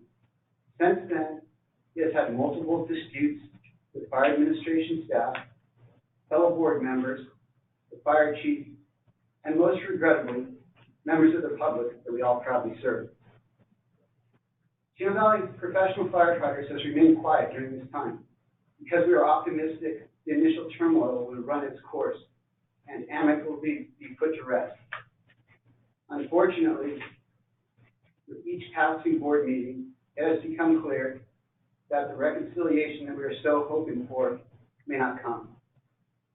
Director Williams has repeatedly accused and or insulted fellow board members, the fire chief, the district at large, and some of the members of the public in pursuit of his personal endeavors. Or as Director Williams referred to it during last month's board meeting, when Williams has a brand, and he has to protect it.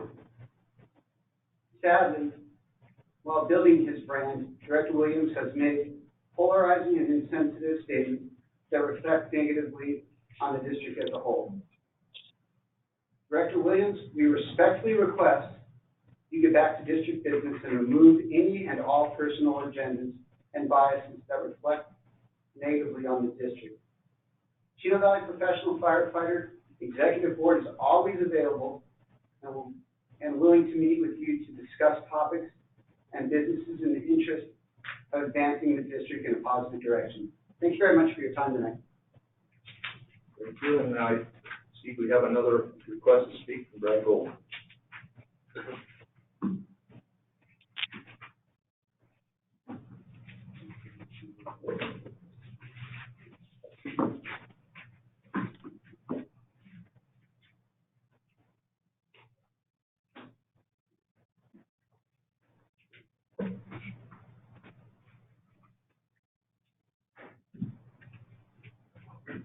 First, I'd like to thank Mr. Messina for doing this. I know this probably is a very uncomfortable situation, just giving a public brief. I'd like to, I don't like to say this, but I think you're wrong. I think anyone who has met their chief for 1 second, would know that when Mr. Williams commented and that those standards, the standards are beyond reproach. Yes, there are some improvements, but I would question this review if there was nothing but excellence. I think I would say you guys are blowing smoke at that being said, I know I've interacted with seen him at many board meetings for a number of years now. The chief, I'm sure there's always conflict with the board. I looked at it and looked at the majority of things, and they were all along the same line of reasoning. The board can improve board relationships. Well, that's always going to be, that's never going to be excellent. Public relations, I think, yes, he could use improvement, but actually I think he does a really good job because he delegates. He delegates to his PIO. He delegates to his battalion chiefs, so they develop. So in situations where he's unavailable or has other concerns, that's there. And otherwise, innovation, there always going to be, room for innovation. I would actually like all of you guys to put that because I want to see this department and the leadership of this organization push for new and better innovations and make us, the envy of not just the state of California, but the whole country. So, I agree with that. And I disagree with Mr. Messina. And I think, Director Williams, stated correctly, anyone who's met the chief, has nothing to refute. And with his comment, that he made right after that, this is a personal attack. Having the Firefighters Association, which Director Williams is a member of, come and dispute that, we just need to get, on, be prepared. You demonstrated multiple times today that you were unprepared, Director Williams. You said, come talk to me. Well, ever since the beginning, anything that I brought up has been board related. So you should, anything you want to say to me should be said in public. My concerns about, does your son have access to your emails? Are you disclosing all the stuff that you want to talk to me about? I think that every member of this board would agree the stuff that should be made in public. It should not be personal conversations between, one or two people. You need to make this in public. This is not personal. You said I've been personally attacking you. You were the one that brought up the court appearance that I was not going to show up to. There's all these things that you say is personal. You're always saying this is a personal attack, personal attack, personal attack. Nothing that I've heard from this board recently going on has been personal attacks on you. It's because of your behavior. You are not the victim here. The board is the victim. The department is the victim. The public is the victim. The members of this staff, and this organization that you have, thrown their name and their hard work through the mud are the victims. So either just be quiet, resign, or get on topic. You pulled 3 items that were on a staff report that you had no clue what was going on. It's online. All you have to do is pull your iPad up and read the whole staff report, which is your duty as a member of this board to come prepared. And you're not doing it. You're asking for questions that you already have the answers to. And, this is not a personal attack, but everyone is repeating the same thing over to you. I want to commend the fire chief and, for allowing us to see this review. I would not want my reviews ever to be made public. That is a hard thing to do, and I want to thank him. But I read through this report, and your comments in here are despicable. You state that you're you're going after him for personal attacks and wasting, between the two things, this is ridiculous. I can't put up with this anymore. And I know everyone else can. So if you cannot get your act together, the Firefighters Association, I think, if I can interpret what their message is get your act together or resign. Thank you. Thanks a lot. Clerk of the Court, do we have any additional requests to speak? We have no additional requests to speak. Thank you. At this time, I would like to ask Chief Shepard if he has any comments. I do. Thank you, President Luth. President Luth, Vice President Ramos-Evinger, Director DeMonico, Director Krieger, I'd like to thank you for your ongoing support of this organization, our personnel, and me as your chief. Director Williams, in early 2019, you and I attended a lunch meeting along with Deputy Chief Collins, Deputy Chief Faherty. During that meeting, you requested that I provide you information regarding a confidential personnel matter. You also wanted confidential medical information about workers' compensation claims. At the same meeting, you asked us if we knew anyone that would want to buy your old Vicodin. At the conclusion of lunch, you made it apparent that you wanted to speak with me privately, so the two deputy chiefs waited outside. You then threatened my job and told me I needed to tell the rest of the board that I had mishandled the issue with your request for copies, that I needed to sincerely apologize to you in open session, and that I needed to direct our attorney to send you a letter of apology. At a subsequent board meeting, I reported your inappropriate behavior to the board of directors, and since then you have repeatedly attacked me and members of our staff. Here are some of the things that have occurred. You've openly stated that you will not follow the restrictions placed upon you by the resolution of censure that this board adopted. You came to administration multiple times in violation of the resolution of censure. You attempted to enter an invitation-only retirement event administration after specifically being told that you were not invited. When you could not gain entry through the lobby, you attempted to enter through a side entrance. When you could still not gain entry, you then stood outside a security gate, glaring at those in attendance. You aggressively attempted to enter a closed office door of an employee without knocking. You threw folders at me as you angrily exited a meeting. You made highly inappropriate and racially insensitive remarks to our staff.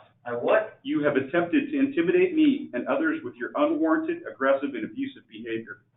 On multiple occasions, you have falsely and maliciously attacked my good character by stating I lied.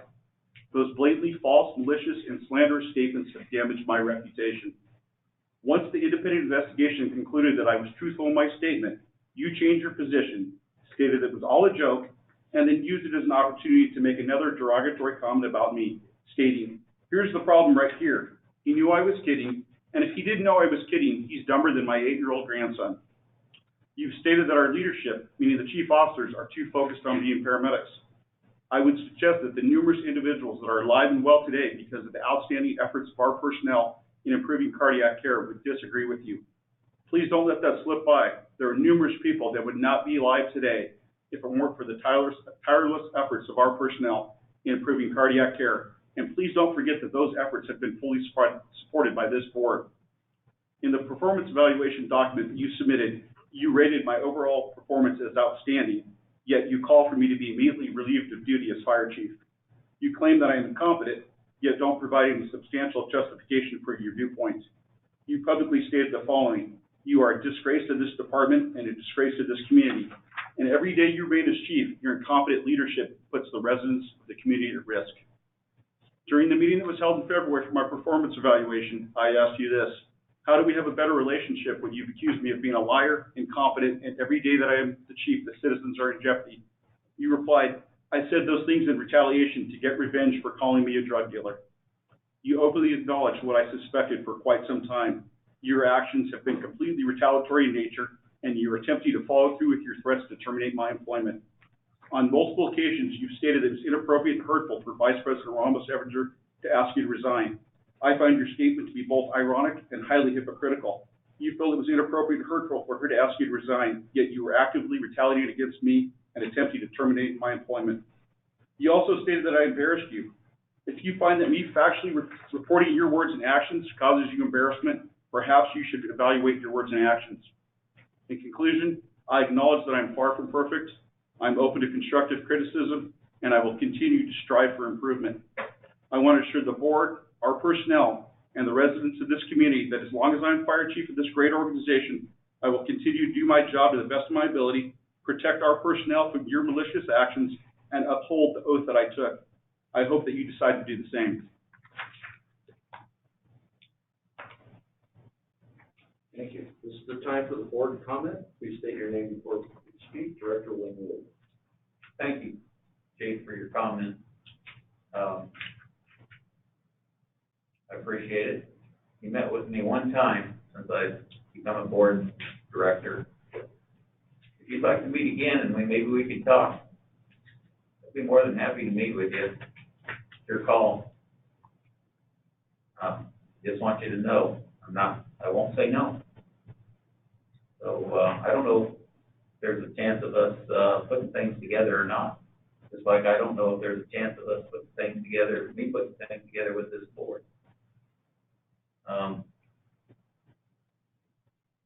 I asked for some information from the lawyer, a month ago or something like that. And, hopefully I'm gonna get it when the time comes. I'll be able to share that with people. And, if anybody doesn't believe what I said here about, Mr. DeMonico when he was president with your assistant and the lawyer's assistant coming after me unilaterally, not through the board, then that's fine as long as Mr. Ballinger shows me on what level of law you guys did that. I don't think he's going to be able to find anything because it's not there. That's an issue that should have been brought before the board, should have been voted on, and gone from there. It wasn't up to you and the lawyer and Mr. Ballinger or Mr. DeMonico to come after me personally, but you did. I'm a member of 5 people here, and that's where you guys blew it. But you won't admit it. You won't say, we screwed up, we're sorry. Never, ever have you done it.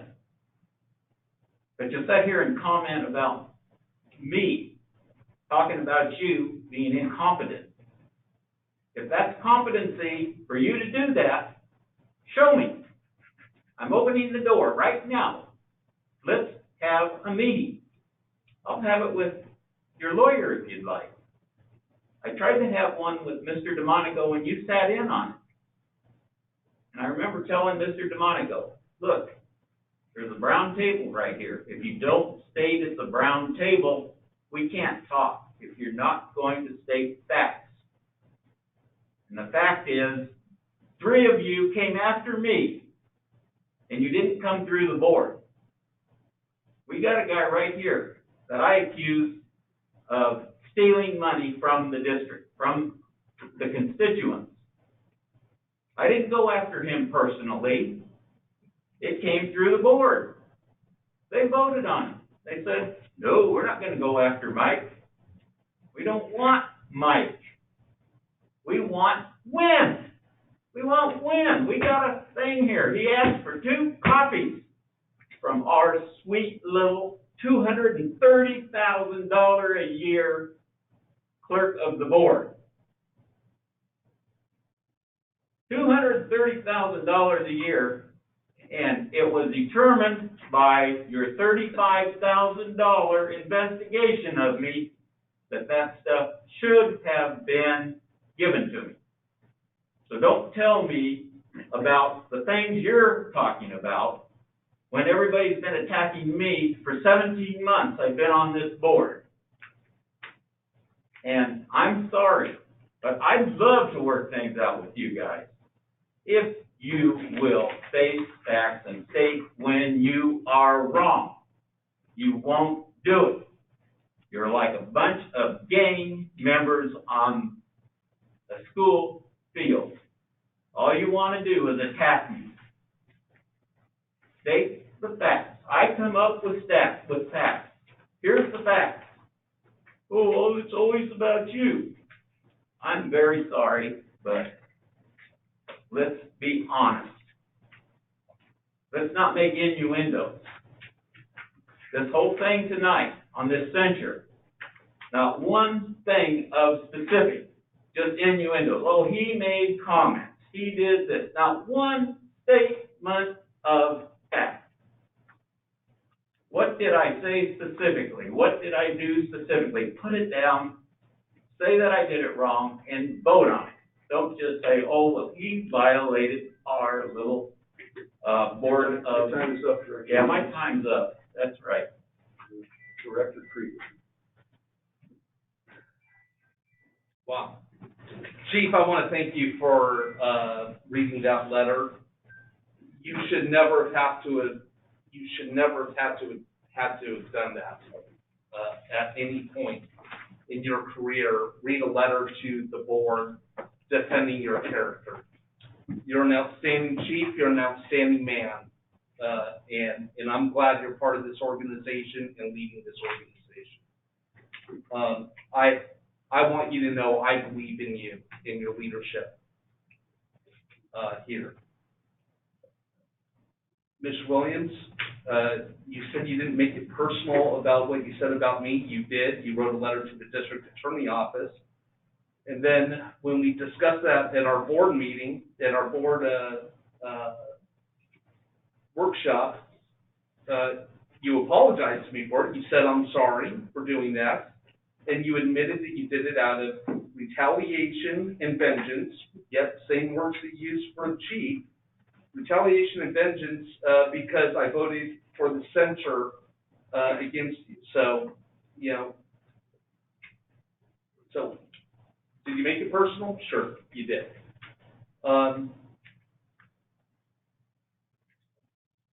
This is a fantastic organization.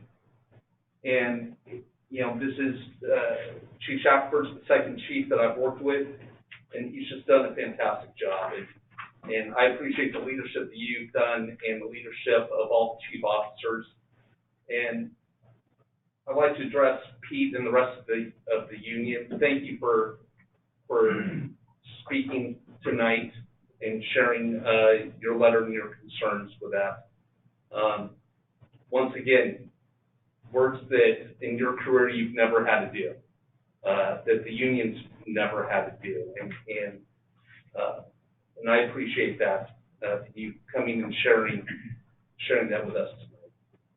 With that, I'll defer my time. Thank you. Director DeMonico. Chief, thank you for reading the letter.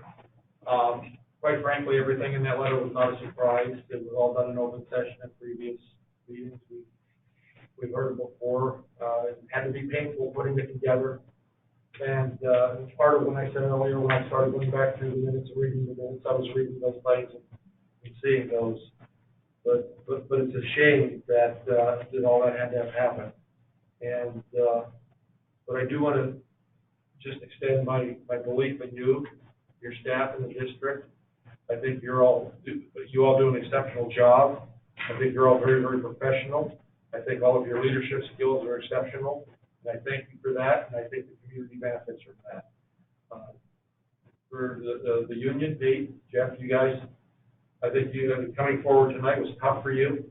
I know it's not easy to do, but I believe you spoke from the heart, and thank you for that. Mr. Williams, I'm here. Bringing this stuff up. I'm here. I have the floor. Mr. Williams, you bring these things up. You keep saying these things, then you have the audacity to sit there at the last meeting and say, what do I need to do to correct this? What do I need to do? How am I going to do? Read the censures. It's all there in black and white. Read them. And this board has never said that they wouldn't work with you if you were willing to comply with not being an antagonist, a bully, a racist, anti-Semitic. You say this is over 2 copies. If this is over 2 copies, I've asked before, produce the document with the 2 copies. I'd love to see it. On one hand, you say it's 2 copies is district business. On the other hand, when I asked for it, you said, oh no, that's personal.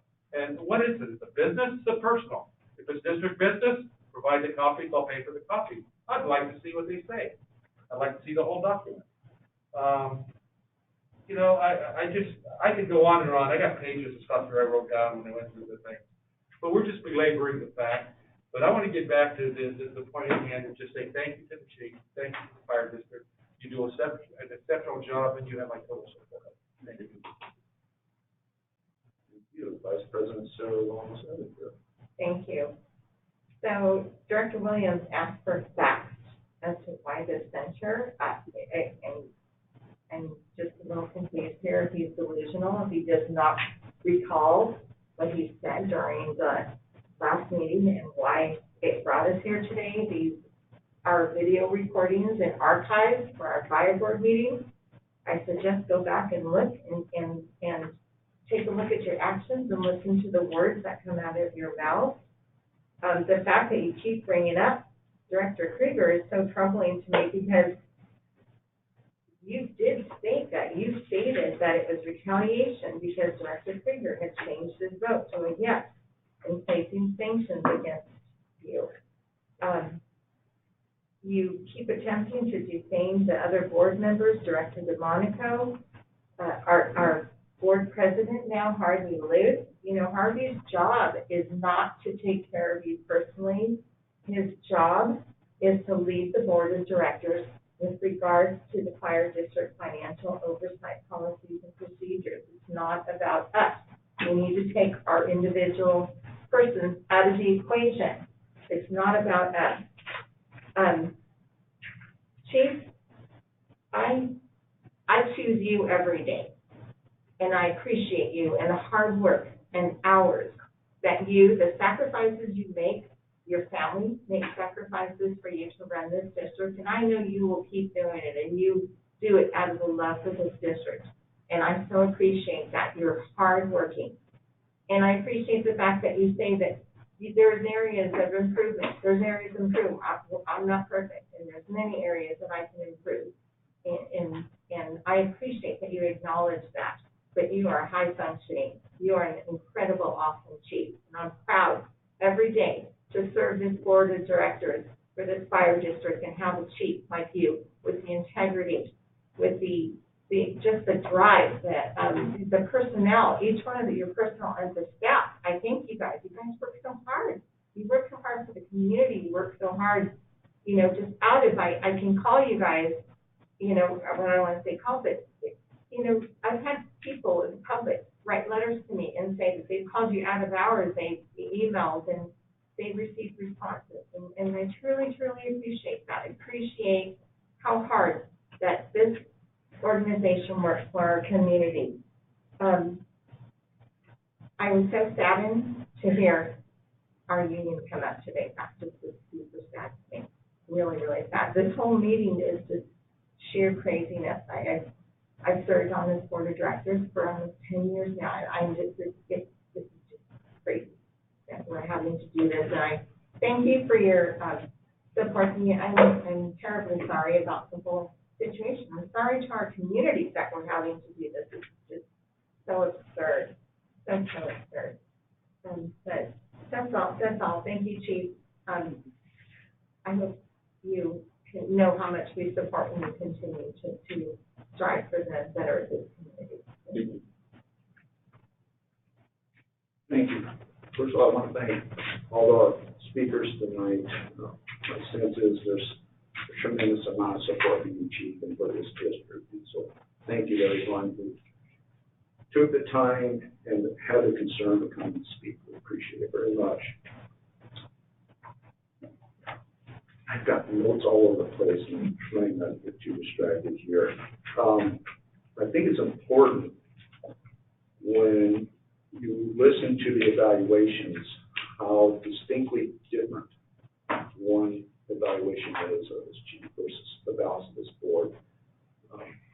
Our comments aren't all the same. Our positive comments aren't all the same. Our negatives or areas of improvement aren't all the same. But in general, and you're hearing it tonight, the majority of this board, Chief, is very much appreciative of your good efforts, your hard work, your dedication, and to this entire organization, everyone that serves in it. I think it's because we're seeing it reflected here again and again in a meeting, in our board meetings, and there was a lot of discussions that happened at the workshop, but one of them involved a discussion from Director Williams where he asked for consideration, saying that for reconsideration regarding the censures, but saying he would not abide by the policy of the censures. But he did say he had been good, and if we give him back what he wanted, then he would continue to be good because he deserved to be reinstated. if we did not give everything back, he would take it on the road. When we asked what that meant, he said he would go to the city councils and school board meetings and tell everyone how this board was mistreating him. And then he said he would burn the district. It just, again, reflects on the nature, the intent of this person versus what I believe everyone else's interest on this board is. It is to improve this district, to support this district, to give good guidance and good leadership to this district. Not to have this personal vendetta. As has been mentioned many times, you've commented about this is all out of revenge, it's all out of anger. And it's just so inappropriate that Chief, we thank you for tolerating what has been addressed, said about you, how inappropriate it is, and how wrong it is. You handled it with grace. It has to be difficult. These are personal attacks. It is infringing on your good reputation. And I wish there was more we could do other than just say, we thank you. We support you, we support this district, and that's as much as I think we can do. I wish we could do more. With that, I would really like to ask for a motion of support for our chief in this board. Motion to support. I fully support this chief every single day. All right. I'll second it. Okay. Did you have a comment? No, I'll third it. Okay, you were looking at me, you had a comment. Okay, so we have a motion of support for our chief. I'm sorry. I hate to be the buzzkill here, but I think this is probably more ceremonial than official. It's not actually on the agenda, but I think you've all expressed your sincere support for the chief. So Taking away the fun, I'm yeah, sorry. come on. Gotta follow the rules. All right. Well, thank you for keeping us in line, though. All right, with that, then we're going to move on to Fire Chief's comments. Fire Chief Shepard, do you have any comments? Just a few comments, and I'm going to ask Deputy Chief Williams to provide an update on 4th of July activity. Okay. One like this.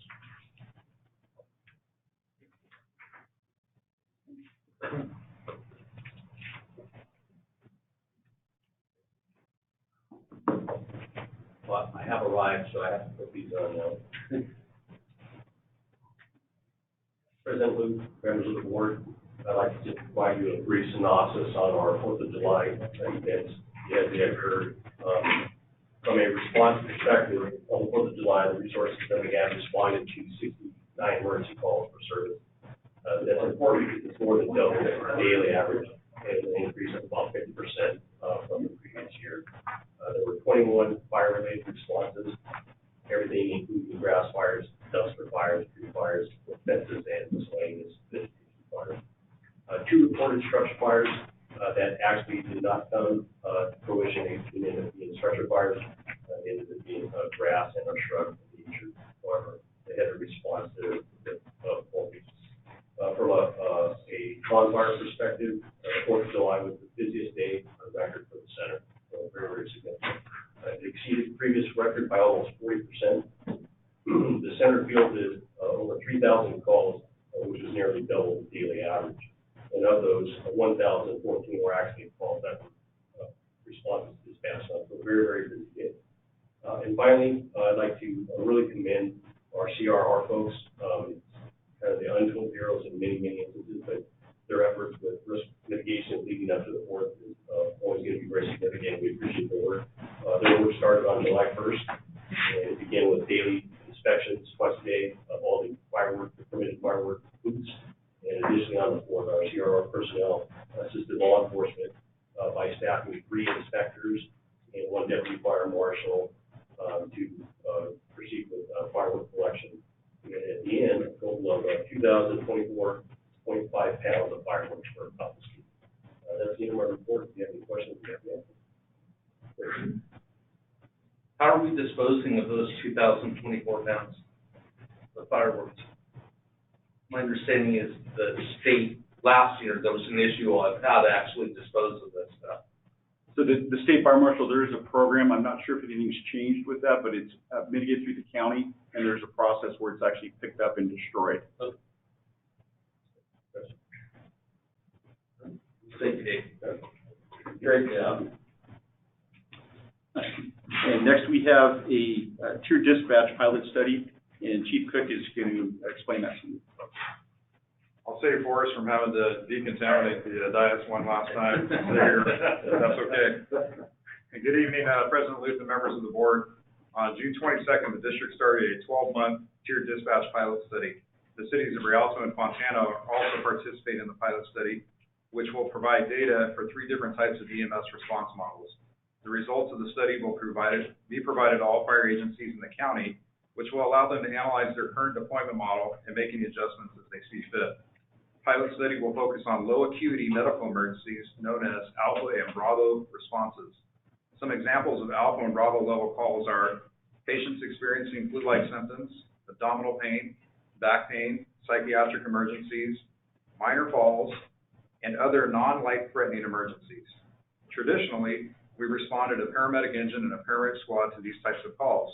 During the next 12 months, we will only send 1 paramedic unit to these types of emergencies. We will study and analyze the impacts of this tiered response.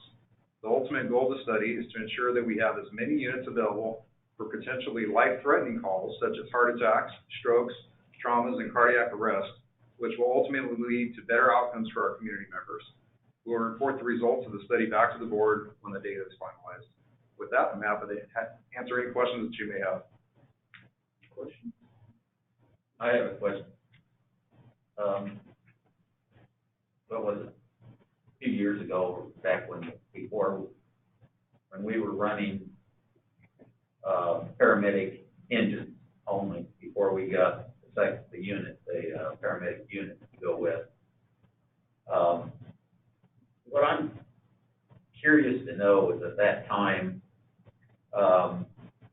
let's not get into it now. I'm hoping that maybe we could get a report on how things were with just the paramedic engine,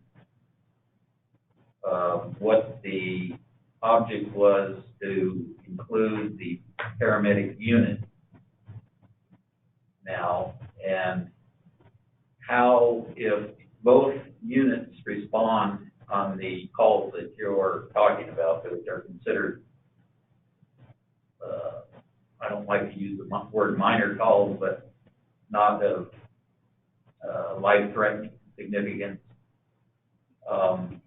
If both units do respond on those, which I guess is what they're doing now, if the paramedic unit goes by itself, and I think that's what you're talking, how that changes things significantly in regards to if they respond out of the fire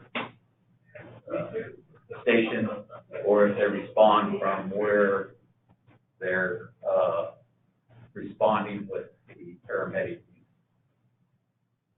And, I'm just trying to get it in my mind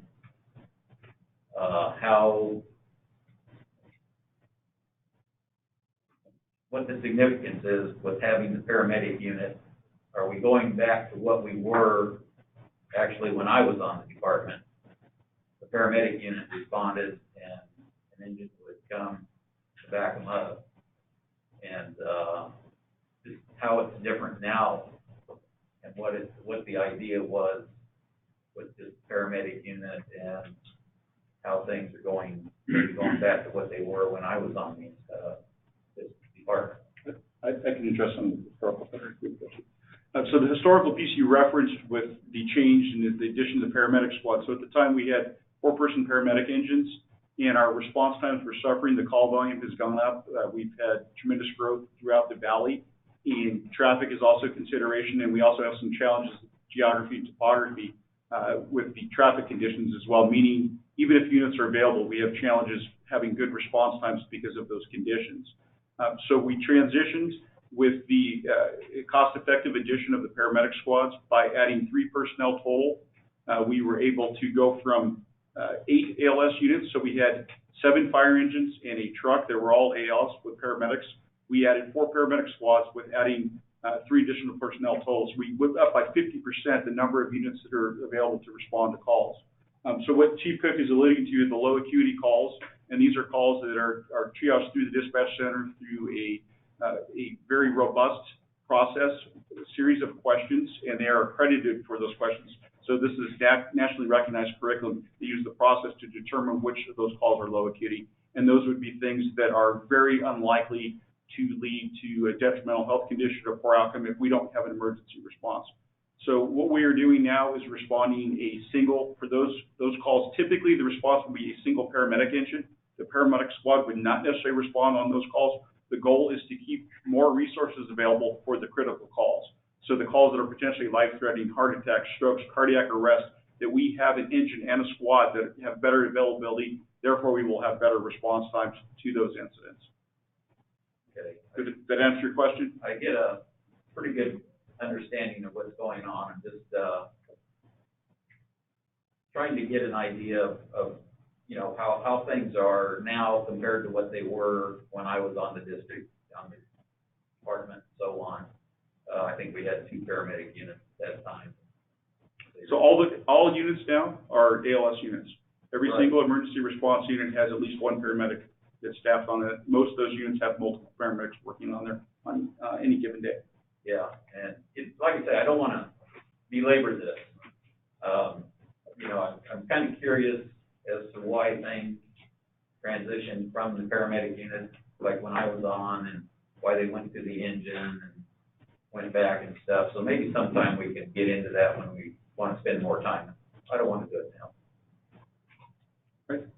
Do you have questions for Chief Cook on the pilot study? I would just appreciate, you know, just like what you did tonight, maybe every couple months, every 3 months, give us an update on the status, what you guys have learned, you know, what's surprising that's different that the data is showing you guys along the way.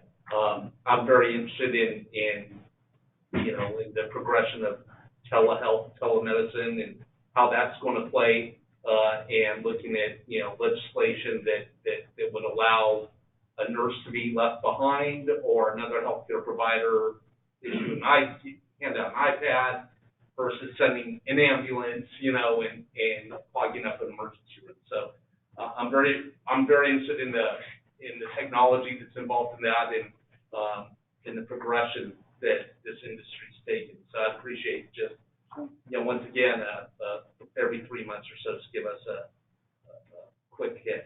And to your point, Director Baker, this change may allow us to seek other opportunities as they present, as we've had some rapid change with COVID in terms of use of technology in healthcare and the other areas. So there may present some opportunities for us where we'd be better positioned through a different model to ultimately provide better care. The big driver with a lot of this, reflecting on the time when I started the fire service nearly 29 years ago, if you had a call at your home, from us at the time, you got a fire engine, a paramedic squad, and an ambulance code 3. Nearly 30 years later, so almost 3 decades later, if you call from your home with that same complaint, you've been sick for 2 weeks, and you call 911. Up until this study, we were sending an engine, paramedic squad, and ambulance code 3. The data supports it. The questions are there. They can rule out the vast majority of those life-threatening injuries and illnesses that occur, and we can treat it appropriately. So it's an appropriate level of care based on what's happening versus a one-size-fits-all approach. And it should be more efficient and allow us to have those resources for the truly life-threatening emergencies where our folks can get there and make a difference in an outcome, and we can have somebody that goes on to continue a long and productive life in the Chino Valley with us. Thank you. And the last item, other than an upcoming event, I asked our finance director to present a little information on the budget in brief, trifold brochure. Finance Director Heidi. Thank you, President Luke, members of the board. I will briefly comment on the budget in brief. So we've got our about 150-page budget. The companion document to that is a double-sided trifold. I believe you have copies there in front of you. There are additional copies for the public interested in taking that this evening. But the budget in brief is also posted and available to the district's website, and it's simply a short form handout that can be given for purposes of educating our residents and constituents with regard to the budget. Ultimately, if they have an interest in reviewing the full budget document, that certainly is available on the website, but this will give you just a very brief snapshot and synopsis of the current budget. And so we're pleased to announce the presentation and posting of that to the district's website here this evening. But I just wanted to thank Steve and his staff for his efforts with that. And the final item I have, the Finance Committee meeting will take place on Monday, July 27th at 8 a.m. And that concludes my comments for this evening. Thank you. This is time for board comments. Please state your name before you speak. Director William Williams. Thank you very much. You always start with me.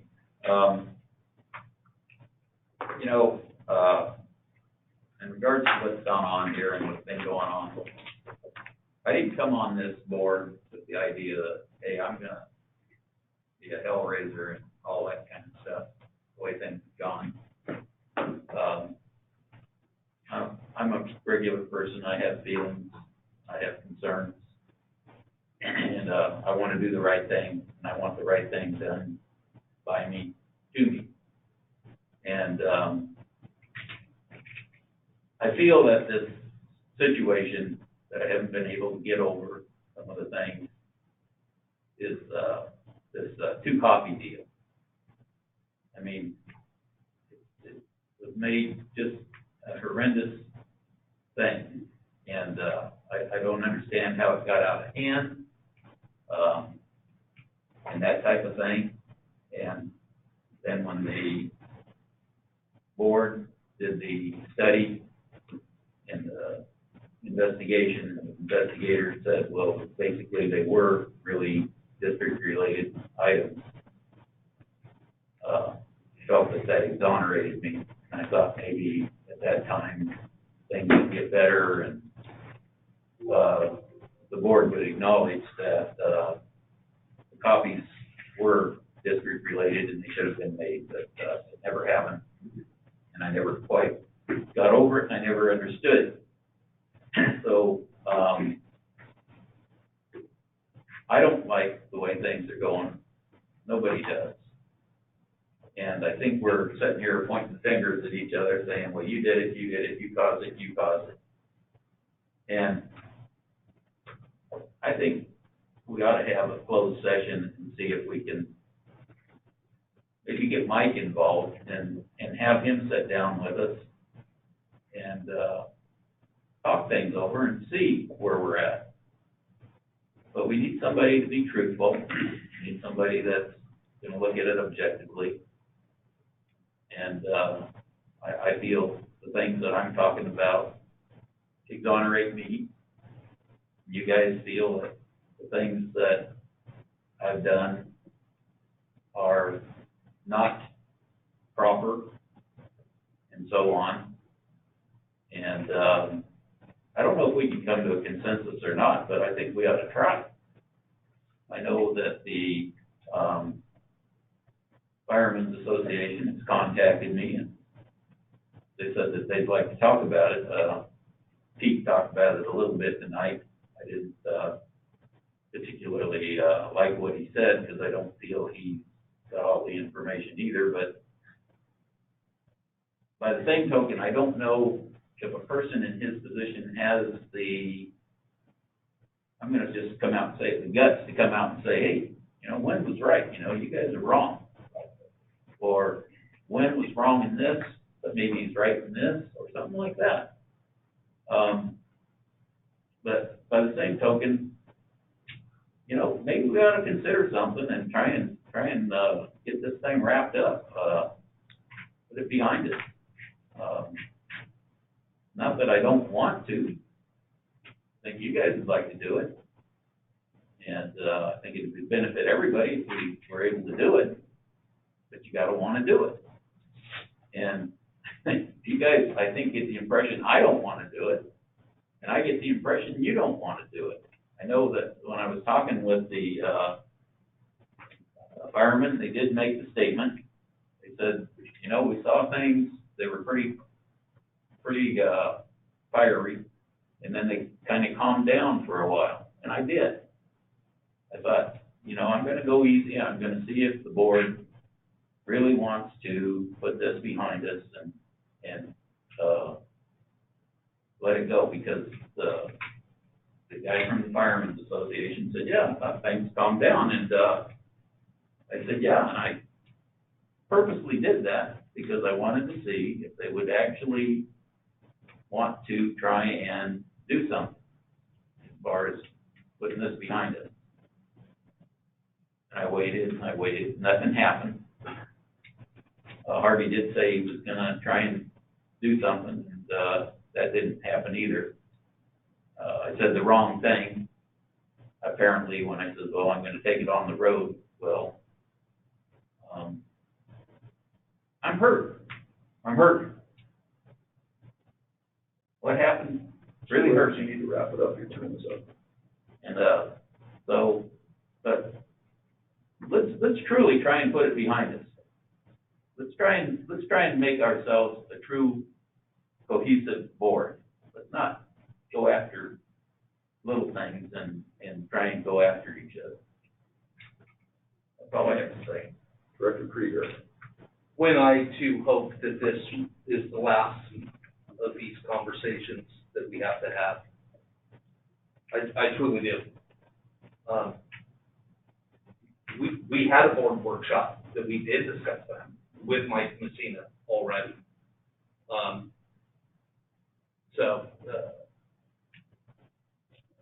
I would be very interested in moving forward as a district. But we've already had that workshop. So I don't want you to sound like we haven't tried. We did try. We did have that workshop. The same day we did the chief eval. We did have a closed door session specifically about that item. So I do hope that this is the last. You know, I think for me it's a matter of behavior and your productivity within the board in helping to move this district forward in a productive way, in a positive way. I attended virtually the school board meetings, including one last night. There was a 2.5-hour meeting that discussed the parent surveys and about reopening the schools. There was a study session. Chino City Council meetings. Chief and I had a meeting virtually as well as our special meeting that happened at the end of the month. Thank you, Dave, for the fire update. I had that on my list of what I wanted to hear.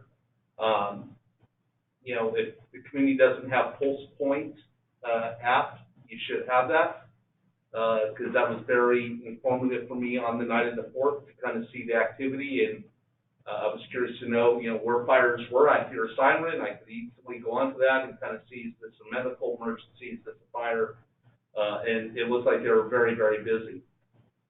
I want to commend the CRR staff for all the work they do. I know that, you know, going to the same firework booth twice a day for 4 days straight is a big deal.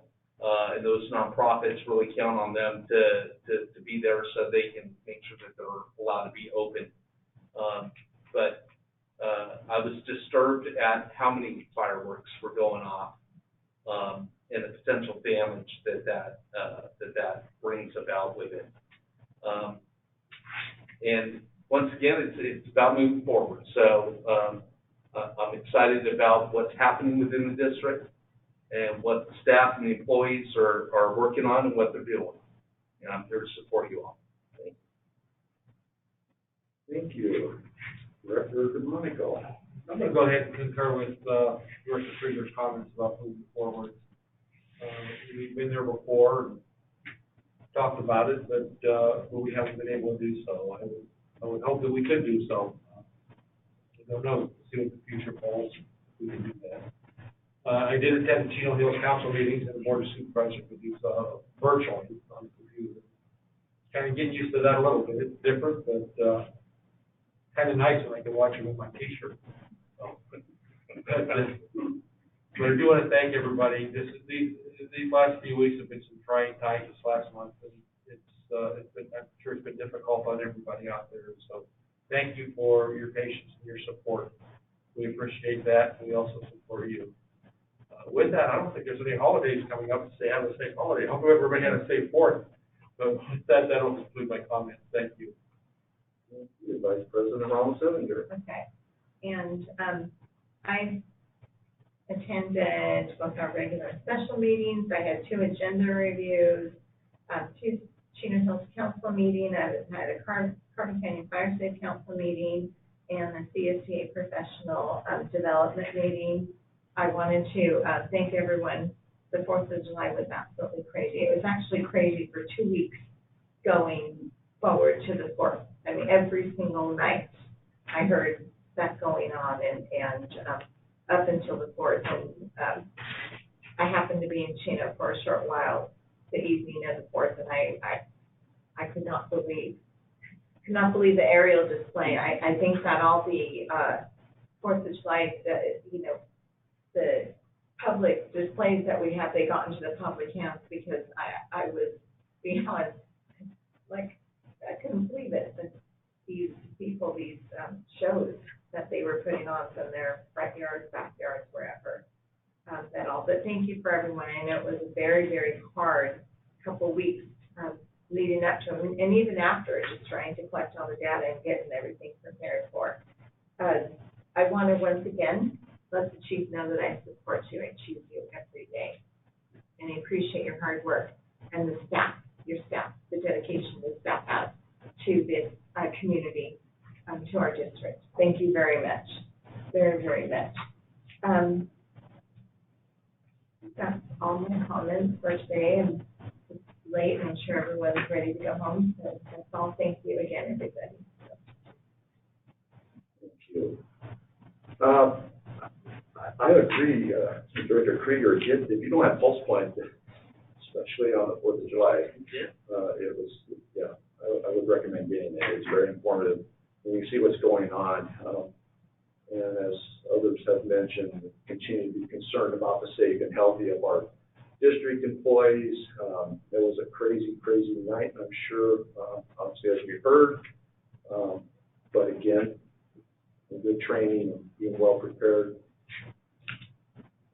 our people were able to respond and take care of what the things that needed to be taken care of. I did attend a couple of Chino Council meetings and the Airport Commission, and again, those were virtual, and agenda meetings. For everyone's, I would agree with one comment. He said, need somebody to be truthful. I would agree with that. Chief, again, thank you. Thank you for all you do. Thank you for your dedication. I appreciate it. You have my support. You've been very open and transparent with me. When I first arrived on this board, knowing very little, you and your staff were very open, very welcoming, taught me a lot, continue to teach me a lot. I appreciate it very much. Your staff, people on the floor, admin, everybody. We just got a great district chair doing a great job. Our communities are safe and they're well taken care of because of your efforts and everyone in this district's efforts. So thank you very much for that. With that, we will adjourn. The meeting will be adjourned to a regular meeting of the Board of Directors of the Chino Valley Independent Fire District to be held Wednesday, August 12th, 2020. Bye all. See you guys next time.